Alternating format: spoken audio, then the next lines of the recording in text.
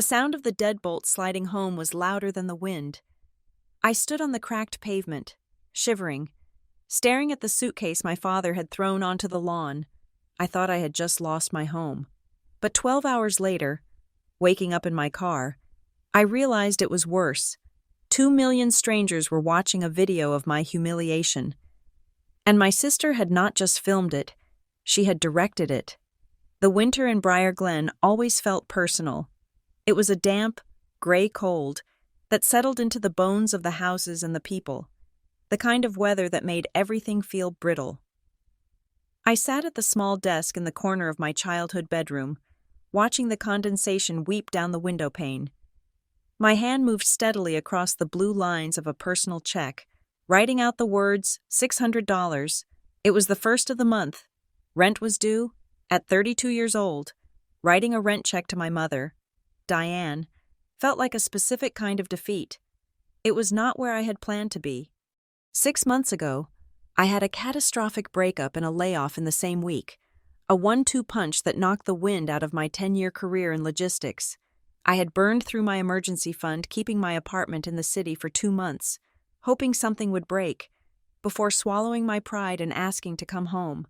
I am not looking for a handout. I had told my mother, I will pay rent. I will buy my own groceries. I just need a place to land while I rebuild. Diane had agreed, but she had produced a chore list and a rental agreement typed up on her old desktop computer. It felt transactional, which I actually preferred. It made me feel like a tenant rather than a failure. I tore the check out of the book and walked downstairs. The house was quiet, but it was a tense quiet. The air smelled of vanilla artificial sweetener and stale tension. My sister, Kelsey, was back too. That was the variable I had not calculated. Kelsey was 28, loud, beautiful in a way that required high maintenance, and currently camping out in the guest room down the hall. She had come back 3 weeks ago after a failed attempt to launch an influencer career in Boston. She called it a brand pivot. I called it being broke. I found my mother in the kitchen. She was staring out the window at the brown lawn, her hands wrapped around a mug that said, "World's Okayest Mom," a gag gift I had bought her when I was 15. "Here is the rent." "Mom," I said, sliding the check onto the granite counter. She blinked, looking at the check as if she did not quite recognize what it was. "Oh, right, thanks, Nora. Just put it on the pile." The pile was a stack of unopened mail on the sideboard. I frowned. I saw the corner of last month's check peeking out from under a Bed Bath & Beyond coupon. "You have not cashed the one from November yet." I said, "Do you want me to just transfer it to you?" "It messes with my balancing if it just sits there." Diane waved a hand. Dismissive. "I will get to it. I have been busy." She did not look busy. She looked tired. There was a tightness around her eyes that had deepened in the last month. My father, Mark, was still at the hardware store he managed, but even he had been coming home later and later, his face gray with exhaustion. I was about to press her on the check when the back door banged open. Kelsey breezed in, bringing a gust of freezing air and the smell of expensive hairspray. She was wearing a beige loungewear set that probably cost more than my car payment, and she was holding her phone out at arm's length, talking to it. "So, guys, the reality is, sometimes you have to return to your roots to grow," she was saying to the screen, her voice pitched an octave higher than her real speaking voice. "Just grabbing some matcha with the fam." She cut the recording and her face dropped instantly into a scowl. "Mom, we are out of almond milk," Kelsey said, dropping her phone onto the table. "I cannot film the smoothie segment without it. It looks gross with regular milk." Diane immediately pushed off the counter. "I can run to the store. Kels, do not worry." I watched this dynamic play out with a familiar ache in my chest. Kelsey was the sun, and our parents were the planets, terrified of falling out of orbit. Kelsey looked at me, her eyes flicking over my work uniform, slacks and a gray cardigan. I worked at a medical supply office in town now. It was unglamorous. Steady work. It paid the bills. "Heading to the grind?" Kelsey asked. She made it sound like a disease. "It is a job." "Kelsey, I said, keeping my voice level. Some of us have them. She laughed, a sharp, barking sound. Ouch, someone is grumpy. I'm just saying. Nora, you look tired. Maybe if you focused on your personal brand a little more, you would not have to work for, like, $12 an hour. I make $24 an hour. I corrected, though I knew it did not matter to her, and I'm tired because I was up late fixing the Wi-Fi you crashed uploading your archives. I grabbed an apple from the bowl, polished it on my sleeve, and headed for the door. As I left, I heard Diane soothing her. She is just jealous. Sweetie, do not let her negative energy ruin your creative flow. I closed the front door and walked to my car. The wind bit at my cheeks. Jealous. That was always the word.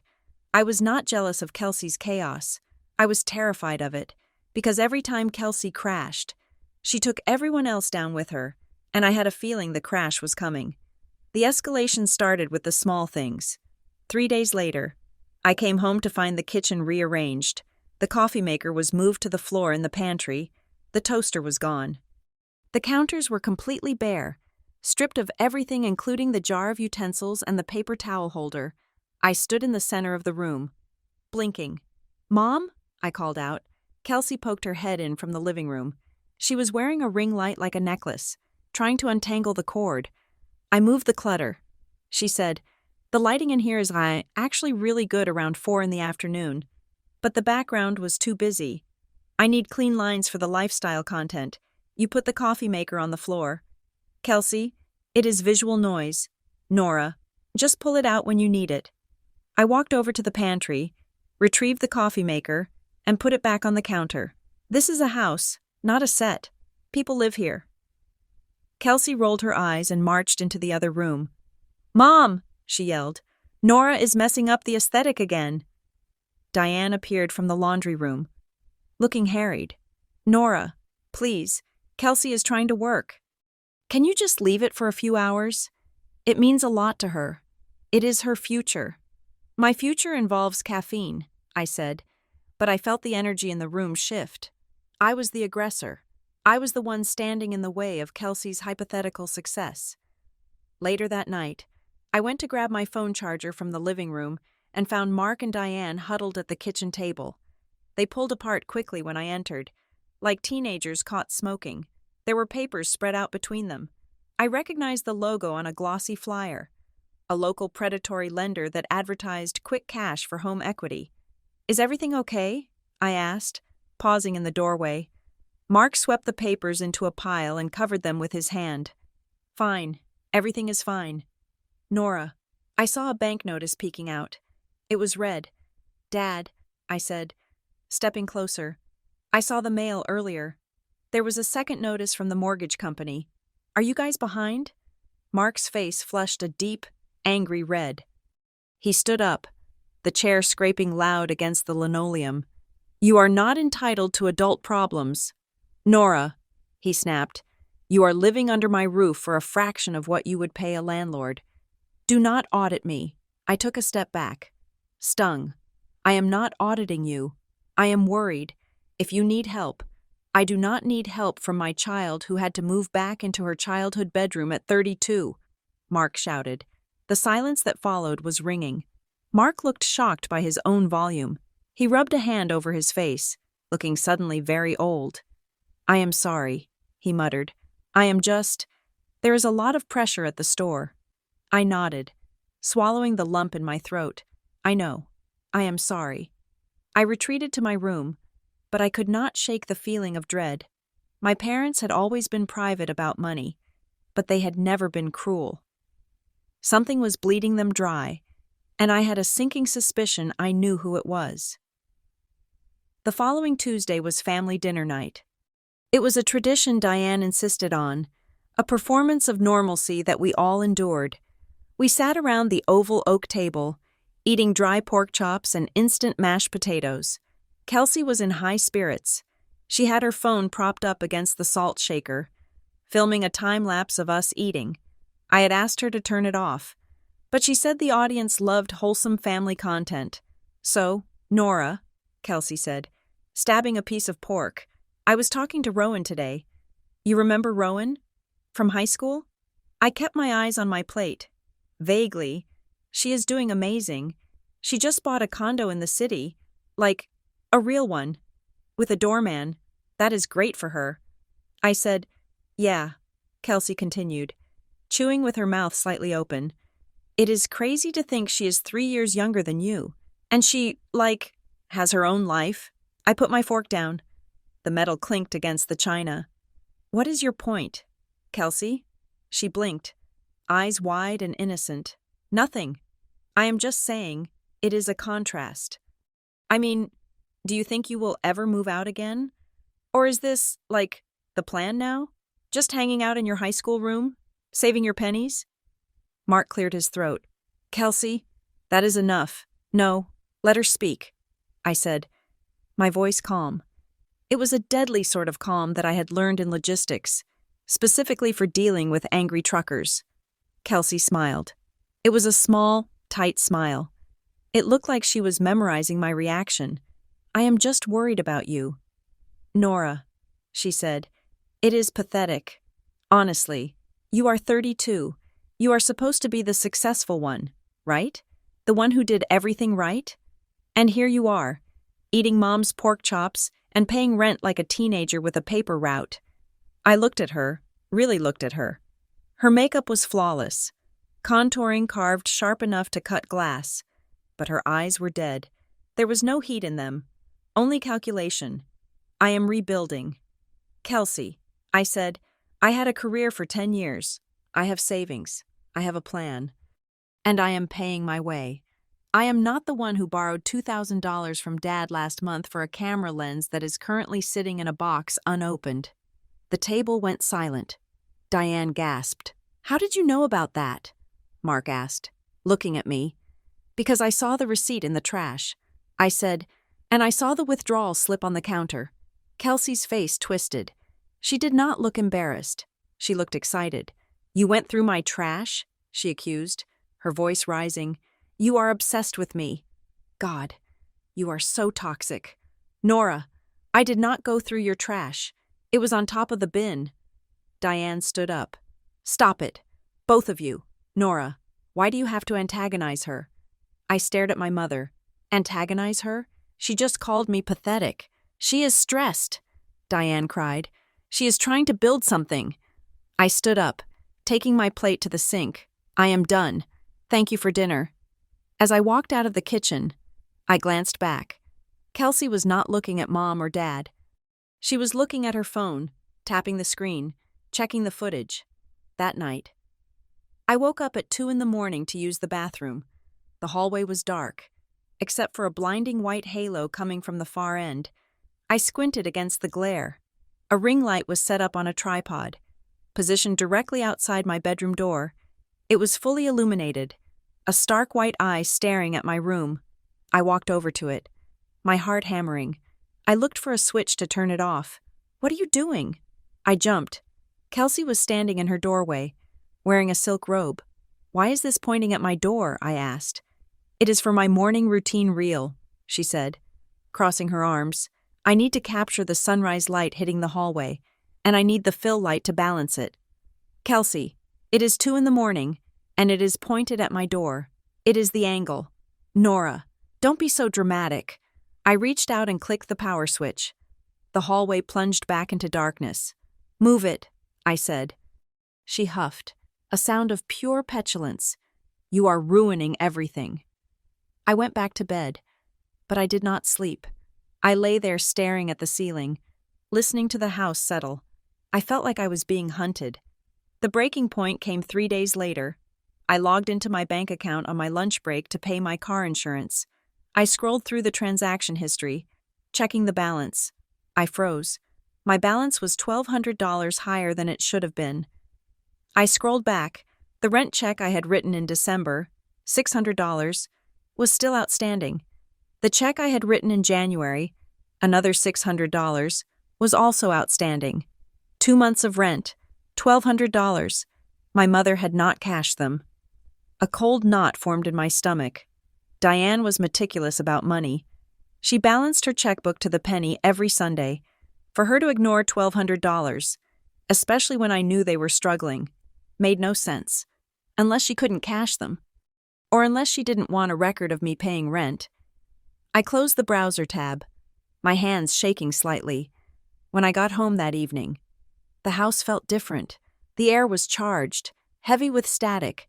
I walked into the kitchen. Mark, Diane, and Kelsey were all there. They were standing around the island. When I walked in, they stopped talking. "Hey," I said, putting my backpack on a chair. Diane looked at Mark. Mark looked at the floor. Kelsey was leaning against the counter, her arms crossed. She was wearing a perfectly coordinated outfit, jeans and a soft white sweater. She looked ready for a photo shoot. "We need to talk," Kelsey said. I looked at my parents. "About what?" "About you," Kelsey said. "About this whole situation." I frowned. "What situation?" "Nora." Diane started, her voice trembling. "We just think," Kelsey thinks. "Mom, let me handle it," Kelsey cut in. She turned to me. "Look, Nora, this isn't working. You living here, it is bringing everyone down." I laughed, a short, incredulous sound. "Excuse me? You are a dark cloud." "Nora," Kelsey said, her voice gaining strength, "you are negative. You pick fights. You judge everyone. Mom and Dad are walking on eggshells in their own home because you are so miserable." I turned to Mark. "Dad, is this true?" Mark wouldn't meet my eyes. He was picking at a loose thread on his flannel shirt. "It has been tense. Nora, you have to admit that I have been working." I said, "I pay my rent. Speaking of which, Mom, why haven't you cashed my checks?" Kelsey jumped on it. "See? There she goes. Bringing up money, trying to manipulate you." "I am not manipulating anyone," I shouted. "I am asking why my rent checks are sitting in a void." "You are mooching," Kelsey screamed. The volume was sudden and shocking. "You are a 32-year-old moocher who can't handle the real world. So you come back here and leech off our parents." I felt the blood drain from my face. I looked at the counter. The rent checks were there. They were sitting in a small pile next to the fruit bowl. I picked them up. "I gave you these. You know they won't cash them." Kelsey sneered. "Because they feel sorry for you. But I don't. I care about their mental health. And you are destroying it." I looked at Diane. She was crying now, silent tears tracking down her face. "Mom, tell her I pay." Diane sobbed. "I just want peace. Nora, please, we want you out." Kelsey said, "Tonight?" I stared at her. "Tonight? It is 20 degrees outside." "I don't care," Kelsey said. "For everyone's mental health, you need to go." I looked at Mark. "Dad, you cannot be serious." Mark looked up then. His eyes were hard, but there was panic behind them. He looked like a trapped animal. "Maybe it is best." "Nora," he said, "just for a few nights. Just until things cool down. I am not leaving my home because Kelsey is throwing a tantrum." I said, my voice shaking. "I have rights. I am a tenant." Kelsey stepped forward. She got right in my face. Her eyes were wide, manic. "See?" she hissed. "See how aggressive she is? She is going to hit me." I had not moved. I had not raised my hand. I took a step back, confused. "What are you talking about?" I said. Kelsey stumbled back, throwing her hands up as if to ward off a blow. "Get away from me!" she shrieked. "Dad, she's crazy!" Mark moved then. He grabbed my arm, not gently. "That is enough," he yelled. I tried to pull my arm free. "Dad, let go." I didn't touch her. He dragged me toward the stairs. "Go pack a bag." "Nora, now." I looked back at Kelsey. She was standing by the refrigerator. She wasn't looking at me. She was looking past me, toward the bookshelf in the living room. I followed her gaze. There, propped up between a vase and a stack of magazines, was her phone. The camera lens was facing the kitchen. The little red light was steady. It was recording. The realization hit me like a physical blow. The ring light. The baiting at dinner. The arranged kitchen. This was a scene. "You are filming this?" I whispered. Kelsey did not answer. She just kept up the act. shrinking against the fridge, looking terrified. Please just go. Nora, please don't hurt anyone. Mark pushed me toward the stairs. Move, Nora. I walked up the stairs. My legs felt like lead. I went to my room. I did not pack clothes. I grabbed my laptop. I grabbed my folder of important documents. Birth certificate, passport, lease agreement. I shoved them into my backpack. I grabbed my coat.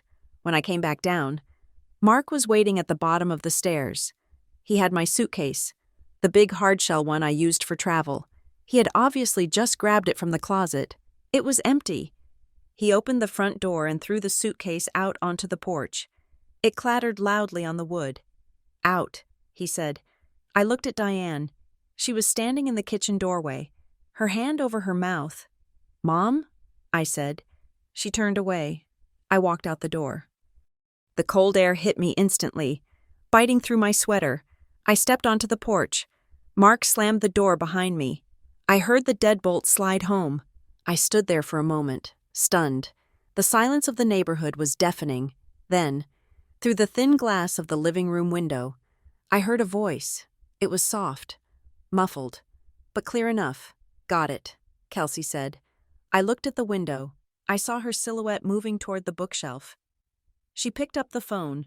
I walked down the steps, grabbed the empty suitcase, and dragged it across the frozen lawn to my car. My hands were shaking so badly I could barely get the keys into the ignition. I started the engine and turned on the heater. I sat there in the dark, watching the house. The lights in the kitchen went out. Then the lights in the living room. The house went dark, except for the blue glow of the television in the den, where my parents sat, and the bright white light from Kelsey's room upstairs. She was editing. I put the car in reverse and backed out of the driveway. I did not know where I was going. I just knew I had to get away from the stage. I drove to the Walmart parking lot on the edge of town.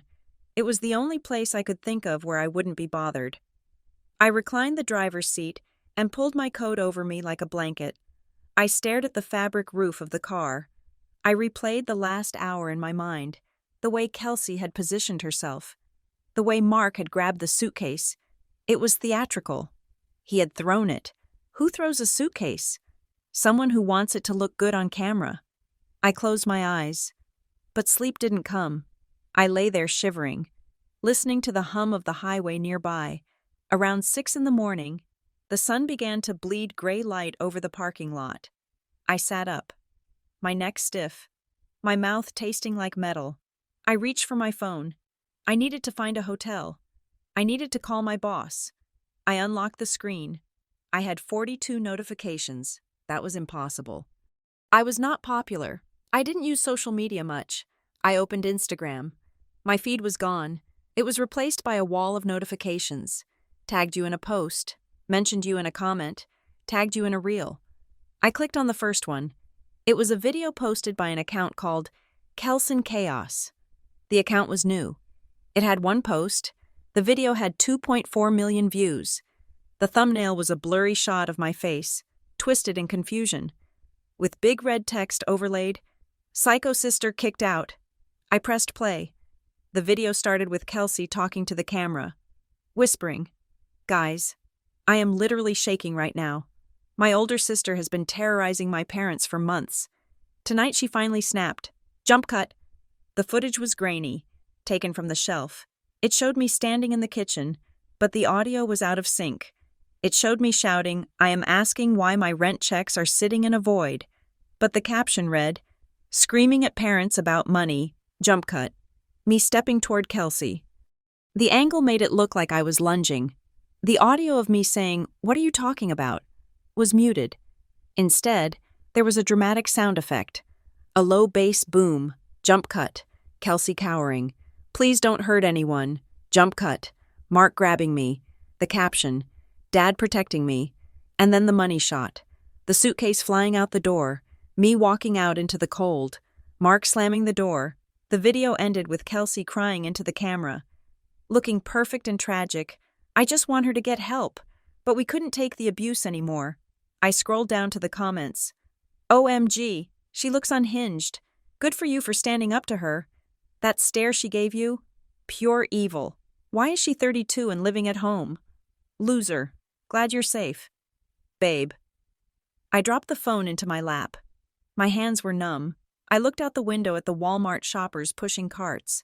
Normal people. Living normal lives. I was not a normal person anymore. I was a meme. I was a villain. I picked up the phone again and watched the video one more time. I watched the moment where I looked at the bookshelf, in the video.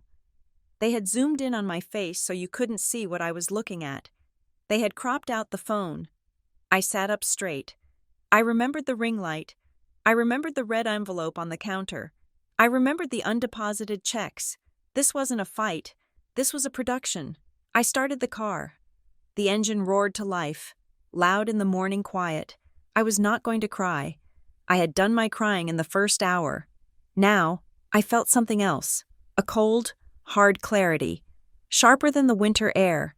Kelsey wanted a show. She wanted engagement. She wanted a story. She had no idea what kind of story she had just started. I put the car in drive and pulled out of the lot. I wasn't going back to the house. Not yet. I had work to do. The dashboard clock read 7 in the morning. I had been awake since 4, watching the frost form intricate, lace-like patterns on the inside of my windshield. My body felt like a bruised peach. Tender and aching from trying to sleep, curled in the driver's seat of a Honda Civic. The cold had seeped through my coat, through my skin, and settled deep in my chest. I sat up, my spine cracking audibly. I needed a bathroom. I needed coffee. I needed to scrub the feeling of grease off my face, but mostly, I needed to understand what was happening on the small, glowing screen resting on the passenger seat. I picked up my phone. The battery was at 12%. The notifications were still rolling in. A relentless tide of digital noise. I tapped on the Instagram icon, my finger hovering over the screen. I had blocked the account Kelson Chaos, the handle she had created overnight. But the internet was a hydra. For every head I cut off, 2 more appeared in the form of reposts, duets, and reaction videos. I found a repost on a generic drama page called Tea Spill Daily. The caption read, "Grown woman gets kicked out after meltdown. Watch the entitlement." I pressed play. The video was a masterclass in manipulation. It wasn't just a recording, it was a production. The clip opened with a black screen and white text. POV. You finally stand up to your abusive sister. Then it cut to the kitchen. In the raw moment, I had been standing still, my hands at my sides, but the editor had zoomed in on my hands, which were clenched into fists. They had slowed the footage down just slightly, adding a subtle, ominous bass drone to the audio track. It made me look coiled, ready to strike. I am asking why my rent checks are sitting in a void. The audio was clear, but the context was stripped. They had cut Diane sobbing. They had cut Kelsey's sneering provocation about me being a moocher. They had only kept my volume, my demand. Then, the jump cut. The moment where I had stepped forward to look at the bookshelf, to look at the phone, was gone. Instead, the video snapped directly to Kelsey stumbling back against the refrigerator. Her hands up in surrender. "Please don't hurt anyone," she whimpered in the clip. The editing made it look like I had lunged at her. The spatial continuity was broken, but to a casual viewer scrolling through their feed in 3 seconds, it looked like assault. I watched the comments scroll by, a dizzying blur of judgment. She looks like she is on something, the way the dad had to step in. Scary. If I was 32 and acting like that, I would hope someone kicked me out too. Does she have a job? Or just rage issues? I turned the phone off. The black screen reflected my own face back at me. Pale, dark circles under my eyes. Hair matted on one side, I looked exactly like the unstable woman in the video. I had to go to work. The thought was absurd. My life had imploded. My reputation was being incinerated by strangers, and I was homeless. But I had a shift at 8:30. I had bills. I had a car payment. I had to maintain the illusion that I was still a person. I drove to a 24-hour gym on the other side of town, one where I still had a membership from before the layoff. I showered in the locker room, the hot water stinging my cold skin. I put on my work clothes, slacks and a blouse that I had luckily packed in the backpack, and tried to blow-dry my hair into something professional. When I looked in the mirror, I didn't see Nora Hayes, logistics coordinator. I saw the villain from the video. I wondered if everyone else would see her too. The office was quiet when I arrived. It was a medical supply distribution center, a place of beige carpets and fluorescent lights, usually. I found the sterility comforting. Today, it felt like a stage where everyone knew their lines but me. I walked to my cubicle, keeping my head down. I logged into my computer, my heart hammering a frantic rhythm against my ribs. Morning. Nora. I jumped. It was Tessa, the accounts receivable clerk who sat in the cubicle next to mine. Tessa was 40, with a sharp bob and a sharper wit. We often ate lunch together in the break room, trading complaints about supply chain delays. Morning, I whispered. Tessa didn't move. She was standing at the edge of my desk, holding a travel mug. She wasn't looking at her coffee. She was looking at me. You look like you slept in a dryer, she said softly. I tried to laugh, but it came out as a ragged cough. Rough night. Tessa pulled a chair over and sat down. She lowered her voice. Nora, I saw it. My stomach dropped through the floor. Saw what? My niece sent it to me this morning. She follows some drama account. She asked if this was the Nora I work with. I closed my eyes. Humiliation, hot and prickly, washed over me. I wanted to crawl under the desk. It is edited. Tessa, I said, my voice shaking. It is not. That is not what happened. I know, Tessa said firmly. I opened my eyes. You do? I know you. Nora, you apologize to the vending machine if you bump into it. You are not that. She gestured vaguely at her phone. But, she continued, her expression serious. You are in the same clothes you wore on Friday, and you have toothpaste on your collar. I looked down. There was a small white smear on my navy blouse. I scrubbed at it with my thumb. Tears suddenly pricking my eyes. She kicked me out. I whispered, my sister. She staged it, filmed it, and kicked me out. I slept in my car. Tessa didn't gasp. She didn't ask for details. She just nodded. Practical as ever. You are not sleeping in your car tonight. I have a pull-out couch. It is lumpy, and my cat is judgmental. But it is warm. No, I can't. I can't impose. Nora, Tessa said, cutting me off. You are currently trending on Instagram as the Karen of the Year, or whatever they are calling it. You need a base of operations. You are taking the couch. I looked at her, in a world that had suddenly turned hostile. Her offer felt like a lifeline. Thank you. I choked out. Don't thank me yet. Wait until you meet the cat. Now, pull yourself together. Henderson is on the warpath about the catheter shipment. I tried to work. I really did. I answered emails. I updated spreadsheets. But every time my phone buzzed, I flinched. Every time a coworker walked past my cubicle, I felt their eyes on the back of my neck. Were they watching it? Did they know? At 11 o'clock, the internal messaging system pinged. Henderson. Robert, please come to my office. I stood up. My legs felt weak. I smoothed my skirt and walked down the hallway to the corner office. Mr. Henderson was a man who disliked friction. He liked numbers, he liked golf, and he liked silence. He was sitting behind his mahogany desk, looking at his computer screen with a pained expression. Sit down. Nora, he said without looking up. I sat. The leather chair creaked loudly. He turned the monitor around. It wasn't a spreadsheet. It was the video. But it wasn't on Instagram. It was on the company's Facebook page. Someone had posted the link in the comments of our latest promotional post about diabetic socks. The comment read, "Is this the kind of person you employ? A violent abuser? Not a good look for a healthcare company. We have received 3 calls this morning," Henderson said, his voice flat. 1 from a vendor, 2 from, well, the public. I am so sorry. Mr. Henderson, I said, my hands twisting in my lap.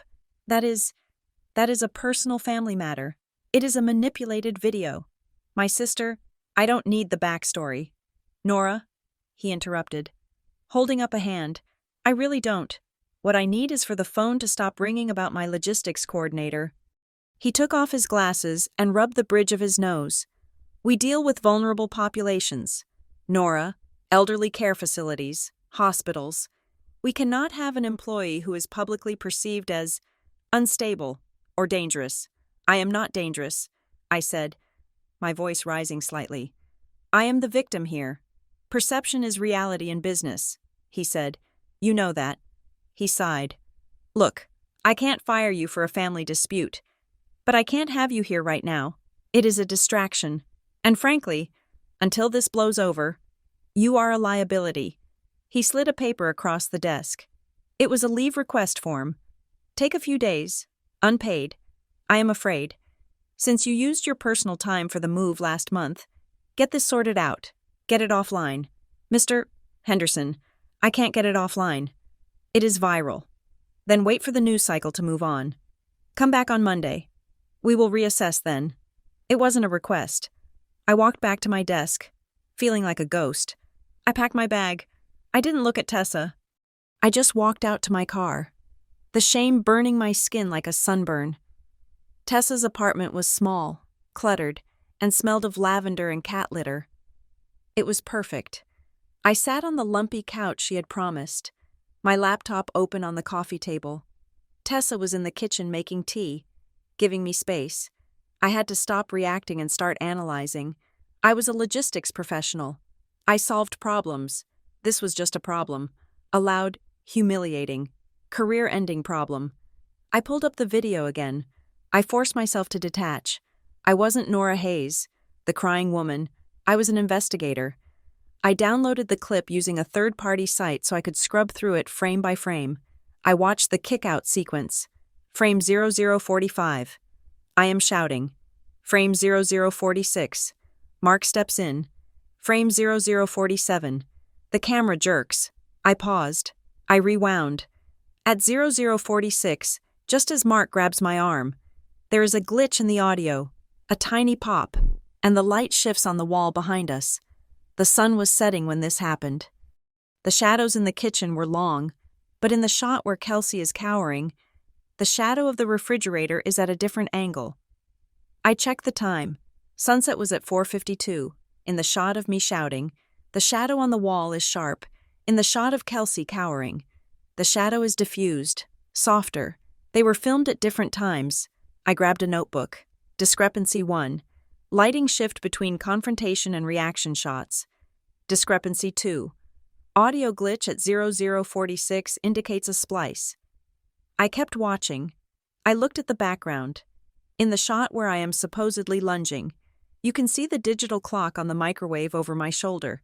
It is blurry, but readable. 5:12. I scrubbed back to the start of the video. The clock on the wall behind Diane reads 5:10. 2 minutes. A normal argument flows. It doesn't have 2-minute gaps between sentences. And then I saw it. The smoking gun.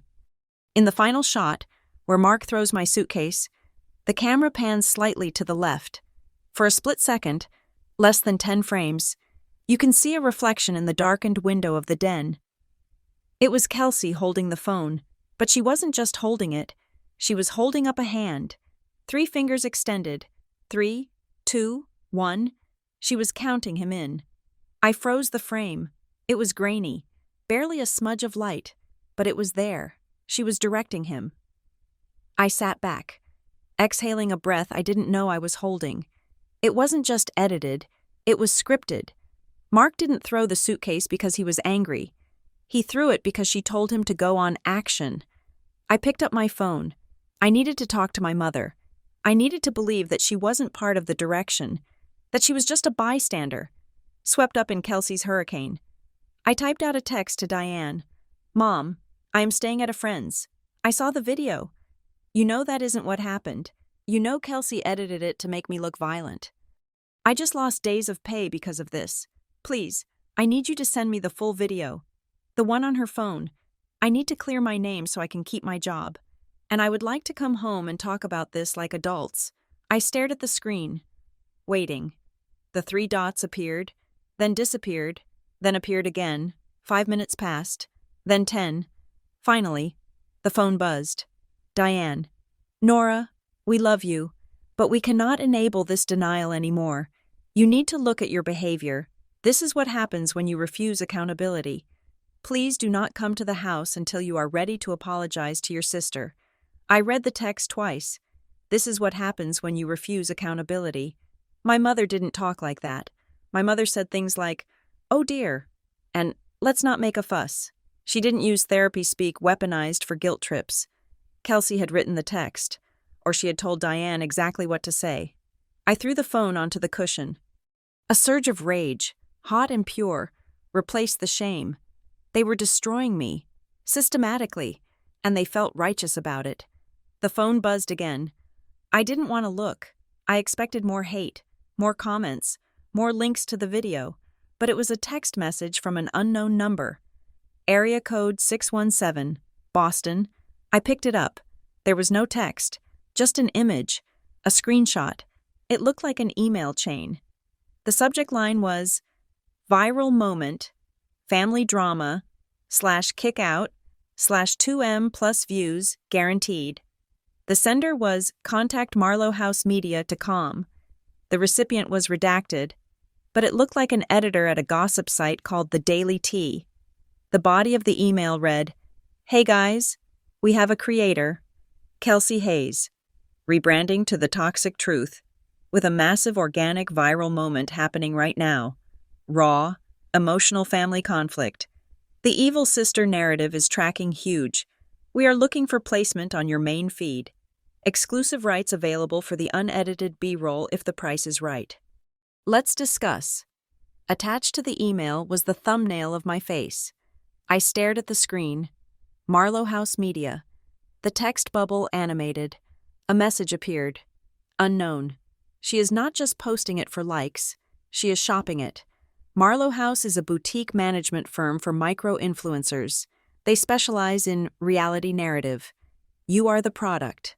Nora, I typed back, my fingers flying. Who is this? Unknown.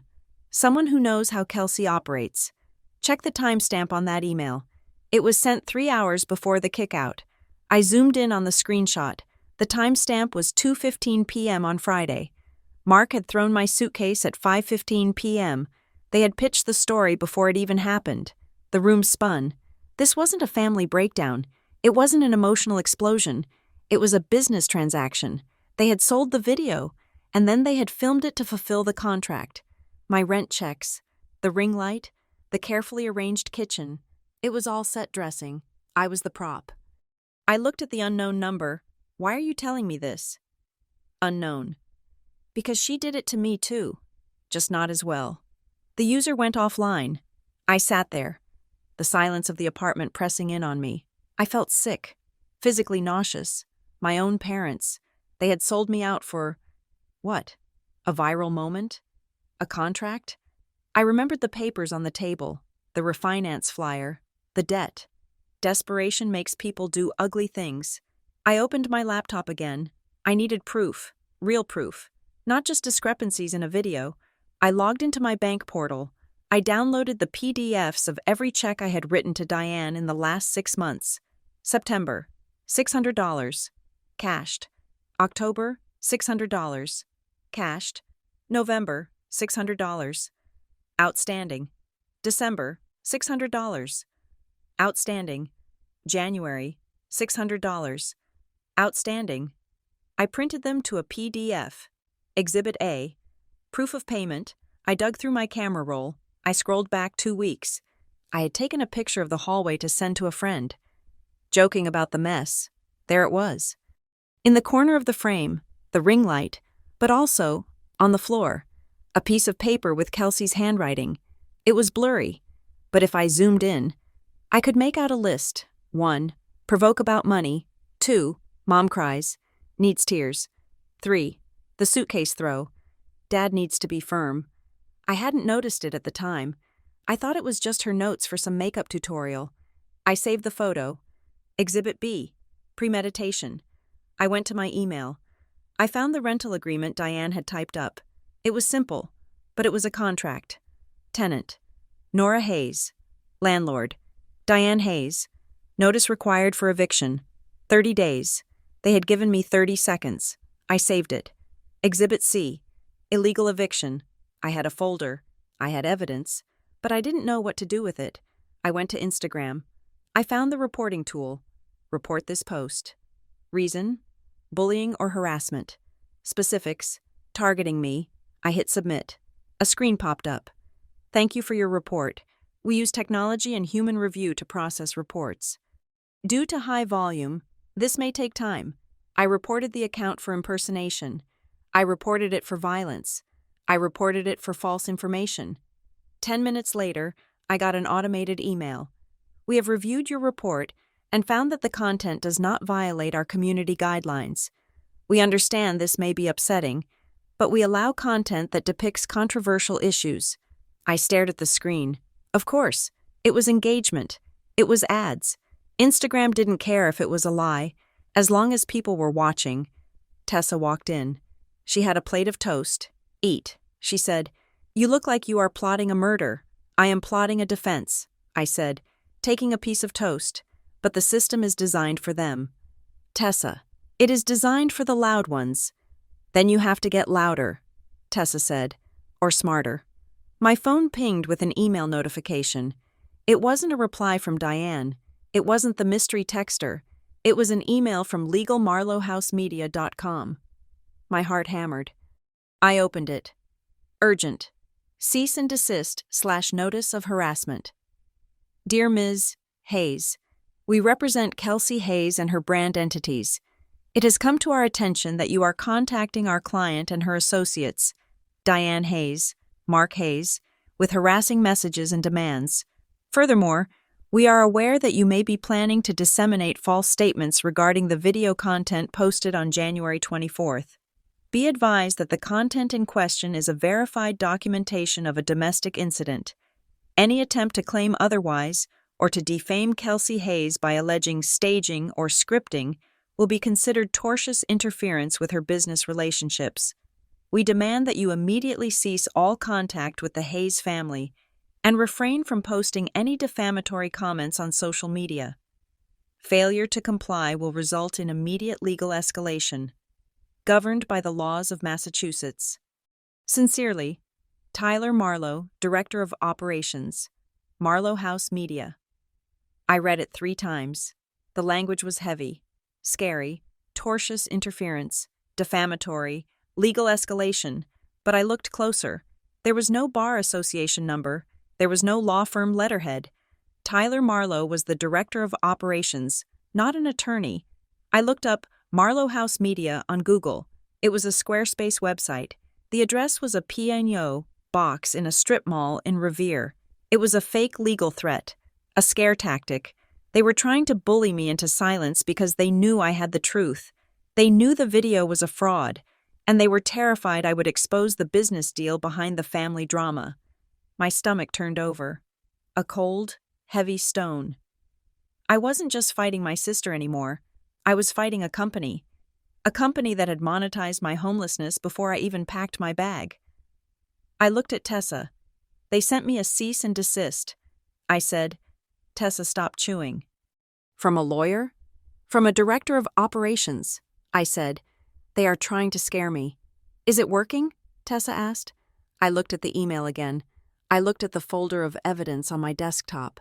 I looked at the picture of my mother, the woman who had ostensibly agreed to this plan to pay off a debt. Yes, I said quietly, it is working. But then I remembered the unknown texter. You are the product. Nora. I closed the laptop. I am scared. I admitted, but I'm not stopping. I stood up and walked to the window. Outside, the streetlights were flickering on. Somewhere out there, Kelsey was probably filming a follow-up, crying about how hard it was to cut toxic family out of her life. Let them think I'm scared. I thought, let them think I'm silenced. I needed a real lawyer, and I needed to stop playing by their rules. They wanted a reality show? Fine. But in the season finale, the villain usually gets caught. I turned back to Tessa. Do you know anyone who works in family law or defamation? Tessa smiled, a grim, determined expression. My cousin Lila, she said. She works legal aid. She hates bullies. And she really hates influencers. Call her. I said, I was done crying. I was done sleeping in cars. I was ready to rewrite the script. Lila Benton's office was located above a laundromat on the edge of Briar Glen, in a building that smelled permanently of dryer sheets and old dust. The waiting room had 2 plastic chairs and a stack of magazines from 3 years ago. It was a far cry from the sleek, glass-walled firms I had seen on television. But it was what I could afford, which was nothing. Lila herself was small, sharp-featured, and looked like she hadn't slept a full 8 hours since the mid-90s. She wore a cardigan that had seen better days, but her eyes, framed by thick red glasses, were laser-focused on the cease and desist letter I had printed out. She read it in silence, her lips moving slightly, then she tossed it onto her desk. "Garbage," she said. I blinked. "Excuse me?" "It is legal cosplay." "Nora," she said, leaning back in her creaking chair, "look at the language. Tortious interference, business relationships. It is a template they downloaded off the internet. It is designed to scare people who don't know any better. Tyler Marlowe? I looked him up while you were waiting. He is 24. His previous business experience was selling drop-shipped sunglasses. He is not a lawyer." I felt a knot loosen in my chest, but the fear didn't vanish completely. "But can they sue me?" I asked. "For defamation? Anyone can sue anyone for anything in this country." Lila said, taking a sip from a mug that said, "I dissent." "But to win? They have to prove that what you are saying is false and that it caused them actual financial damage. If you say the video was staged, and you have proof it was staged, that is not defamation. That is the truth. Truth is an absolute defense." She leaned forward, her expression serious. "However, Nora, you are in a precarious position. You are dealing with internet people. They feed on attention. If you go online right now and start screaming that they are liars, you are just giving them more content. You become the crazy sister who is obsessed with them. You validate their narrative." "So I just do nothing?" I asked, feeling the frustration rise. "I just let them destroy my name?" "No," Lila said firmly. "You do not do nothing. You do the hardest thing in the world. You stay quiet publicly, and you get loud privately. You build a fortress of paper." She tapped a yellow legal pad. "You said there were discrepancies in the video, lighting, audio. Write them down. You said you have proof of rent payments. Print them. You said you have texts. Screenshot them. We are going to compile a dossier that is so boring, so factual, and so undeniable that when we finally drop it, they won't be able to spin it." She handed the cease and desist letter back to me. "Ignore this. If a real lawyer contacts you, call me. Until then, you are a ghost." I went back to Tessa's apartment and turned her small dining table into a war room. Lila was right. I needed to stop reacting and start cataloging. I treated it like a supply chain audit. I created a spreadsheet. Column A, the lie. Column B, the evidence. Column C, the source. I started with the rent, lie. Nora is a moocher who refuses to pay. Evidence, 6 canceled checks, September through February, total value, $3,600. Source, Citizens Bank statements. I moved to the violence, lie. Nora lunged at Kelsey.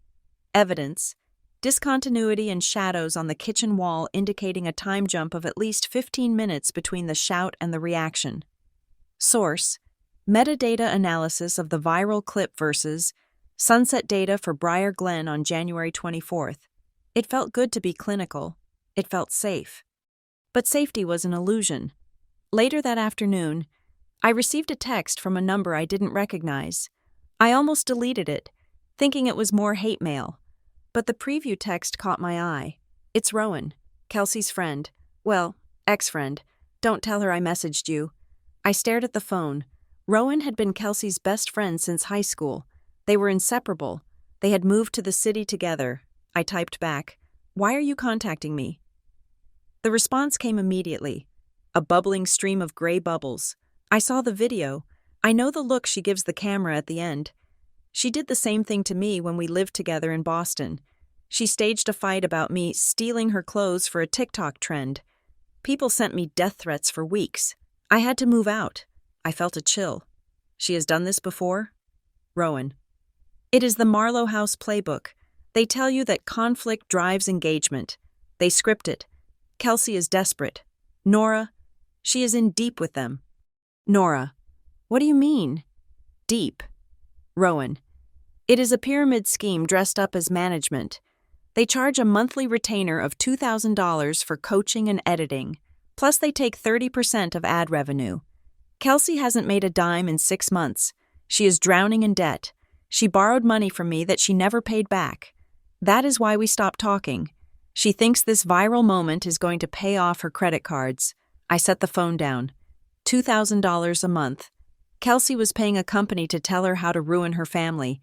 And my parents, they were refinancing the house. They were borrowing money from predatory lenders. Was it to pay Kelsey's fees? I added a new tab to my spreadsheet. Financial motive. The next morning, the internet bled into the real world. I needed groceries. Tessa's fridge was empty, and I felt guilty eating her food. I drove to the stop shop 3 towns over, hoping to be anonymous. I wore a baseball cap and sunglasses, looking like a celebrity trying to avoid paparazzi, or a criminal on the run. I was in the pasta aisle, debating between Penny and fusilli, when I heard a scoff. Well, look who it is, the freeloader. I froze. I turned slowly. It was Mrs. Gable, a woman who lived 2 streets over from my parents. She was wearing a quilted vest and holding a basket of organic apples. Mrs. Gable. I said, my voice tight.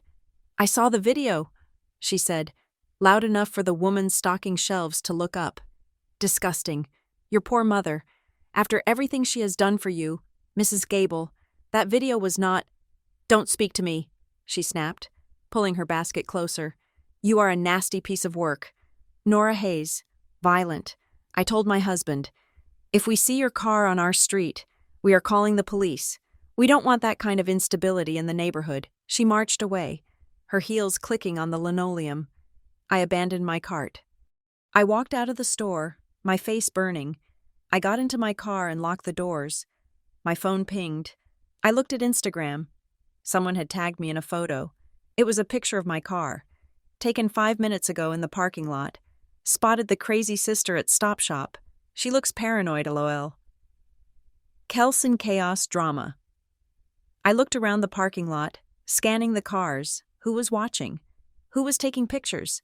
I felt hunted. The glass of the windshield felt too thin. I drove back to Tessa's, taking a circuitous route, checking my rearview mirror every 10 seconds. When I got inside, I collapsed onto the couch, shaking. Tessa came home an hour later. She took one look at me and went into crisis mode. Okay, she said. New rules. You don't go out alone. If you need groceries, I go. If you need to go to the lawyer, I drive you. I can't live like a prisoner. Tessa, you are not a prisoner. You are a target, and targets need to move carefully until the shooter runs out of ammo. She went to the window and closed the blinds. And we are getting a dash cam for your car, she added, front and rear. If anyone comes near you, we record them. Fight surveillance with surveillance. The feeling of violation deepened 2 days later. I was checking my email, deleting the spam and the hate mail, when I saw a notification from Credit Karma, new inquiry on your Equifax report. My heart stopped. I hadn't applied for credit. I hadn't bought anything. I logged into the site, my fingers fumbling with the password. There was a hard inquiry dated yesterday. Lending Club, personal loan application. I clicked for details. The application was for $15,000. I called the credit bureau immediately. I spent 40 minutes on hold, listening to terrible jazz music, pacing the length of Tessa's small living room. Finally, a representative came on the line. I didn't authorize this. I said, my voice rising, this is fraud. We can place a fraud alert on your file. Ms. Hayes, do you have any idea who might have had access to your social security number? I closed my eyes. My social security card was in the fireproof box in my parents' study, along with my birth certificate. It wasn't a stranger. It wasn't a hacker in a basement in Russia.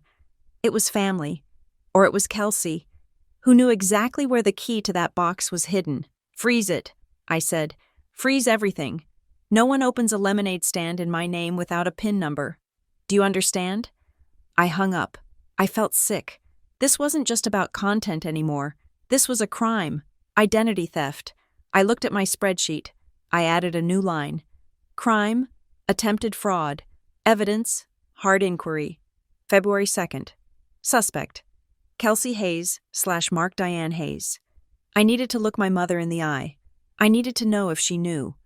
I texted Diane, meet me at the daily grind, neutral ground, 20 minutes. If you don't come, I am going to the police station to file a report about the loan application someone just tried to take out in my name. She replied in 2 minutes.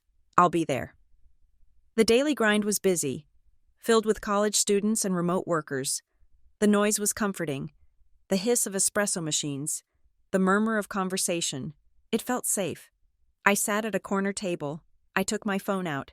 Massachusetts is a two-party consent state. You cannot record someone secretly. If I wanted this to be admissible, if I wanted to use it, I had to be transparent. Diane walked in. She looked terrible. Her skin was gray, her eyes red-rimmed. She wore a coat that looked too big for her, as if she had shrunk in the last week. She sat down opposite me. She didn't buy a coffee. I put my phone on the table between us. I opened the voice memo app. I pressed record. The red waveform started to move. Mom, I said clearly, I am recording this conversation for my safety and yours. If you don't want to be recorded, you can leave. Diane looked at the phone, then at me.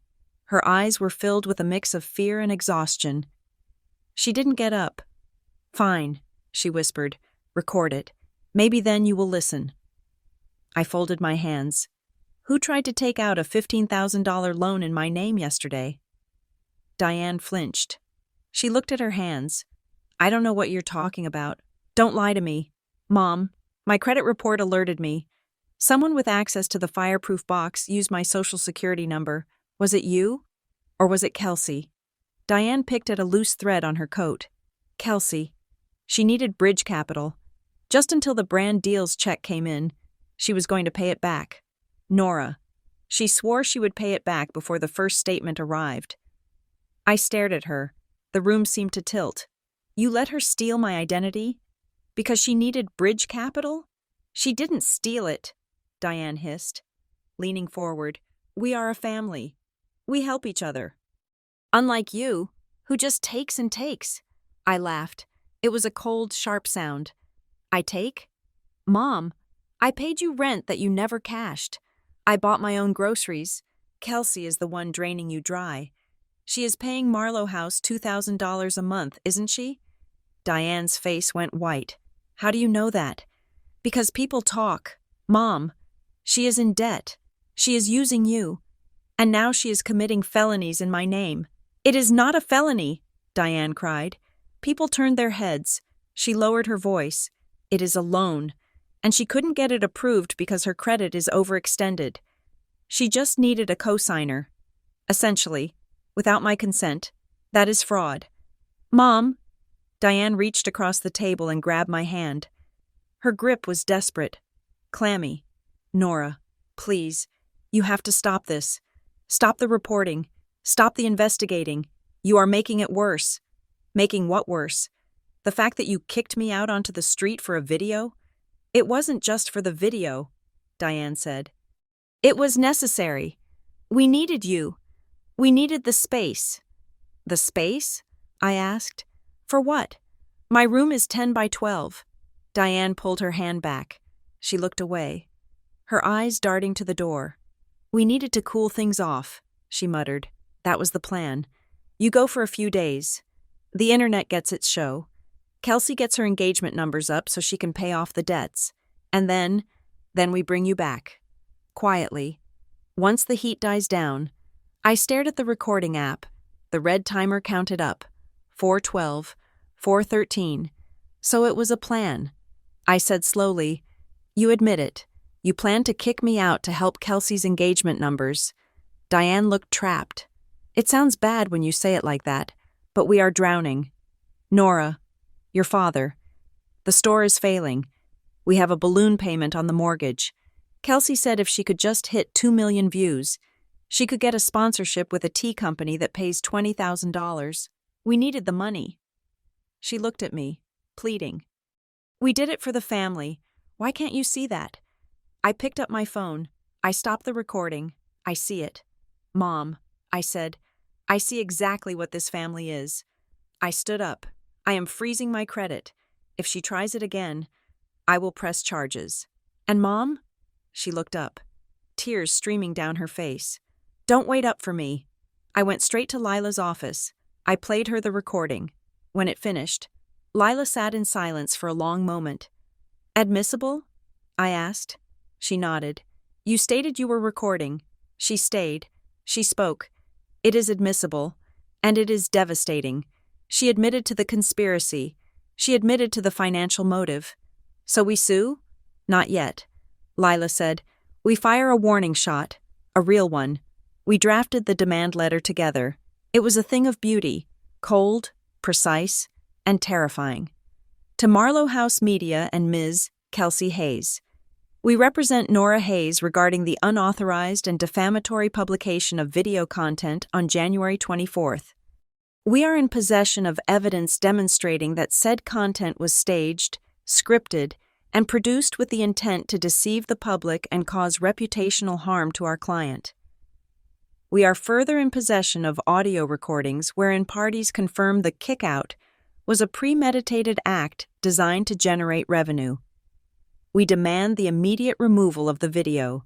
We demand a preservation of all communications, raw footage, and financial records related to this production. We further demand that you cease all attempts to access our client's financial information. Failure to comply will result in immediate filing of a civil complaint for defamation, intentional infliction of emotional distress, and fraud. We sent it via certified mail and email. I felt a grim satisfaction as I hit send. The ball was in their court. Kelsey's response came 6 hours later. Not a lawyer's letter, a video. I was at Tessa's, eating takeout soup. When the notification popped up, the toxic truth started a live video. I clicked it. Kelsey was sitting on the floor of her bedroom, the guest room, bathed in the soft glow of the ring light. She was wearing no makeup, her hair pulled back in a messy bun. She looked fragile. Hey guys, she said, her voice trembling. I didn't want to do this. I really didn't. But I feel like I'm being silenced. She wiped away a tear. My sister has hired a lawyer. She is threatening to sue me. Sue her own family. Because we shared our truth. She looked down at her hands. There are things I haven't told you. About Nora. About why we really had to ask her to leave. It wasn't just the fighting. It was scary. She has these episodes. She gets paranoid. She thinks everyone is plotting against her. She thinks we are stealing from her. My blood ran cold.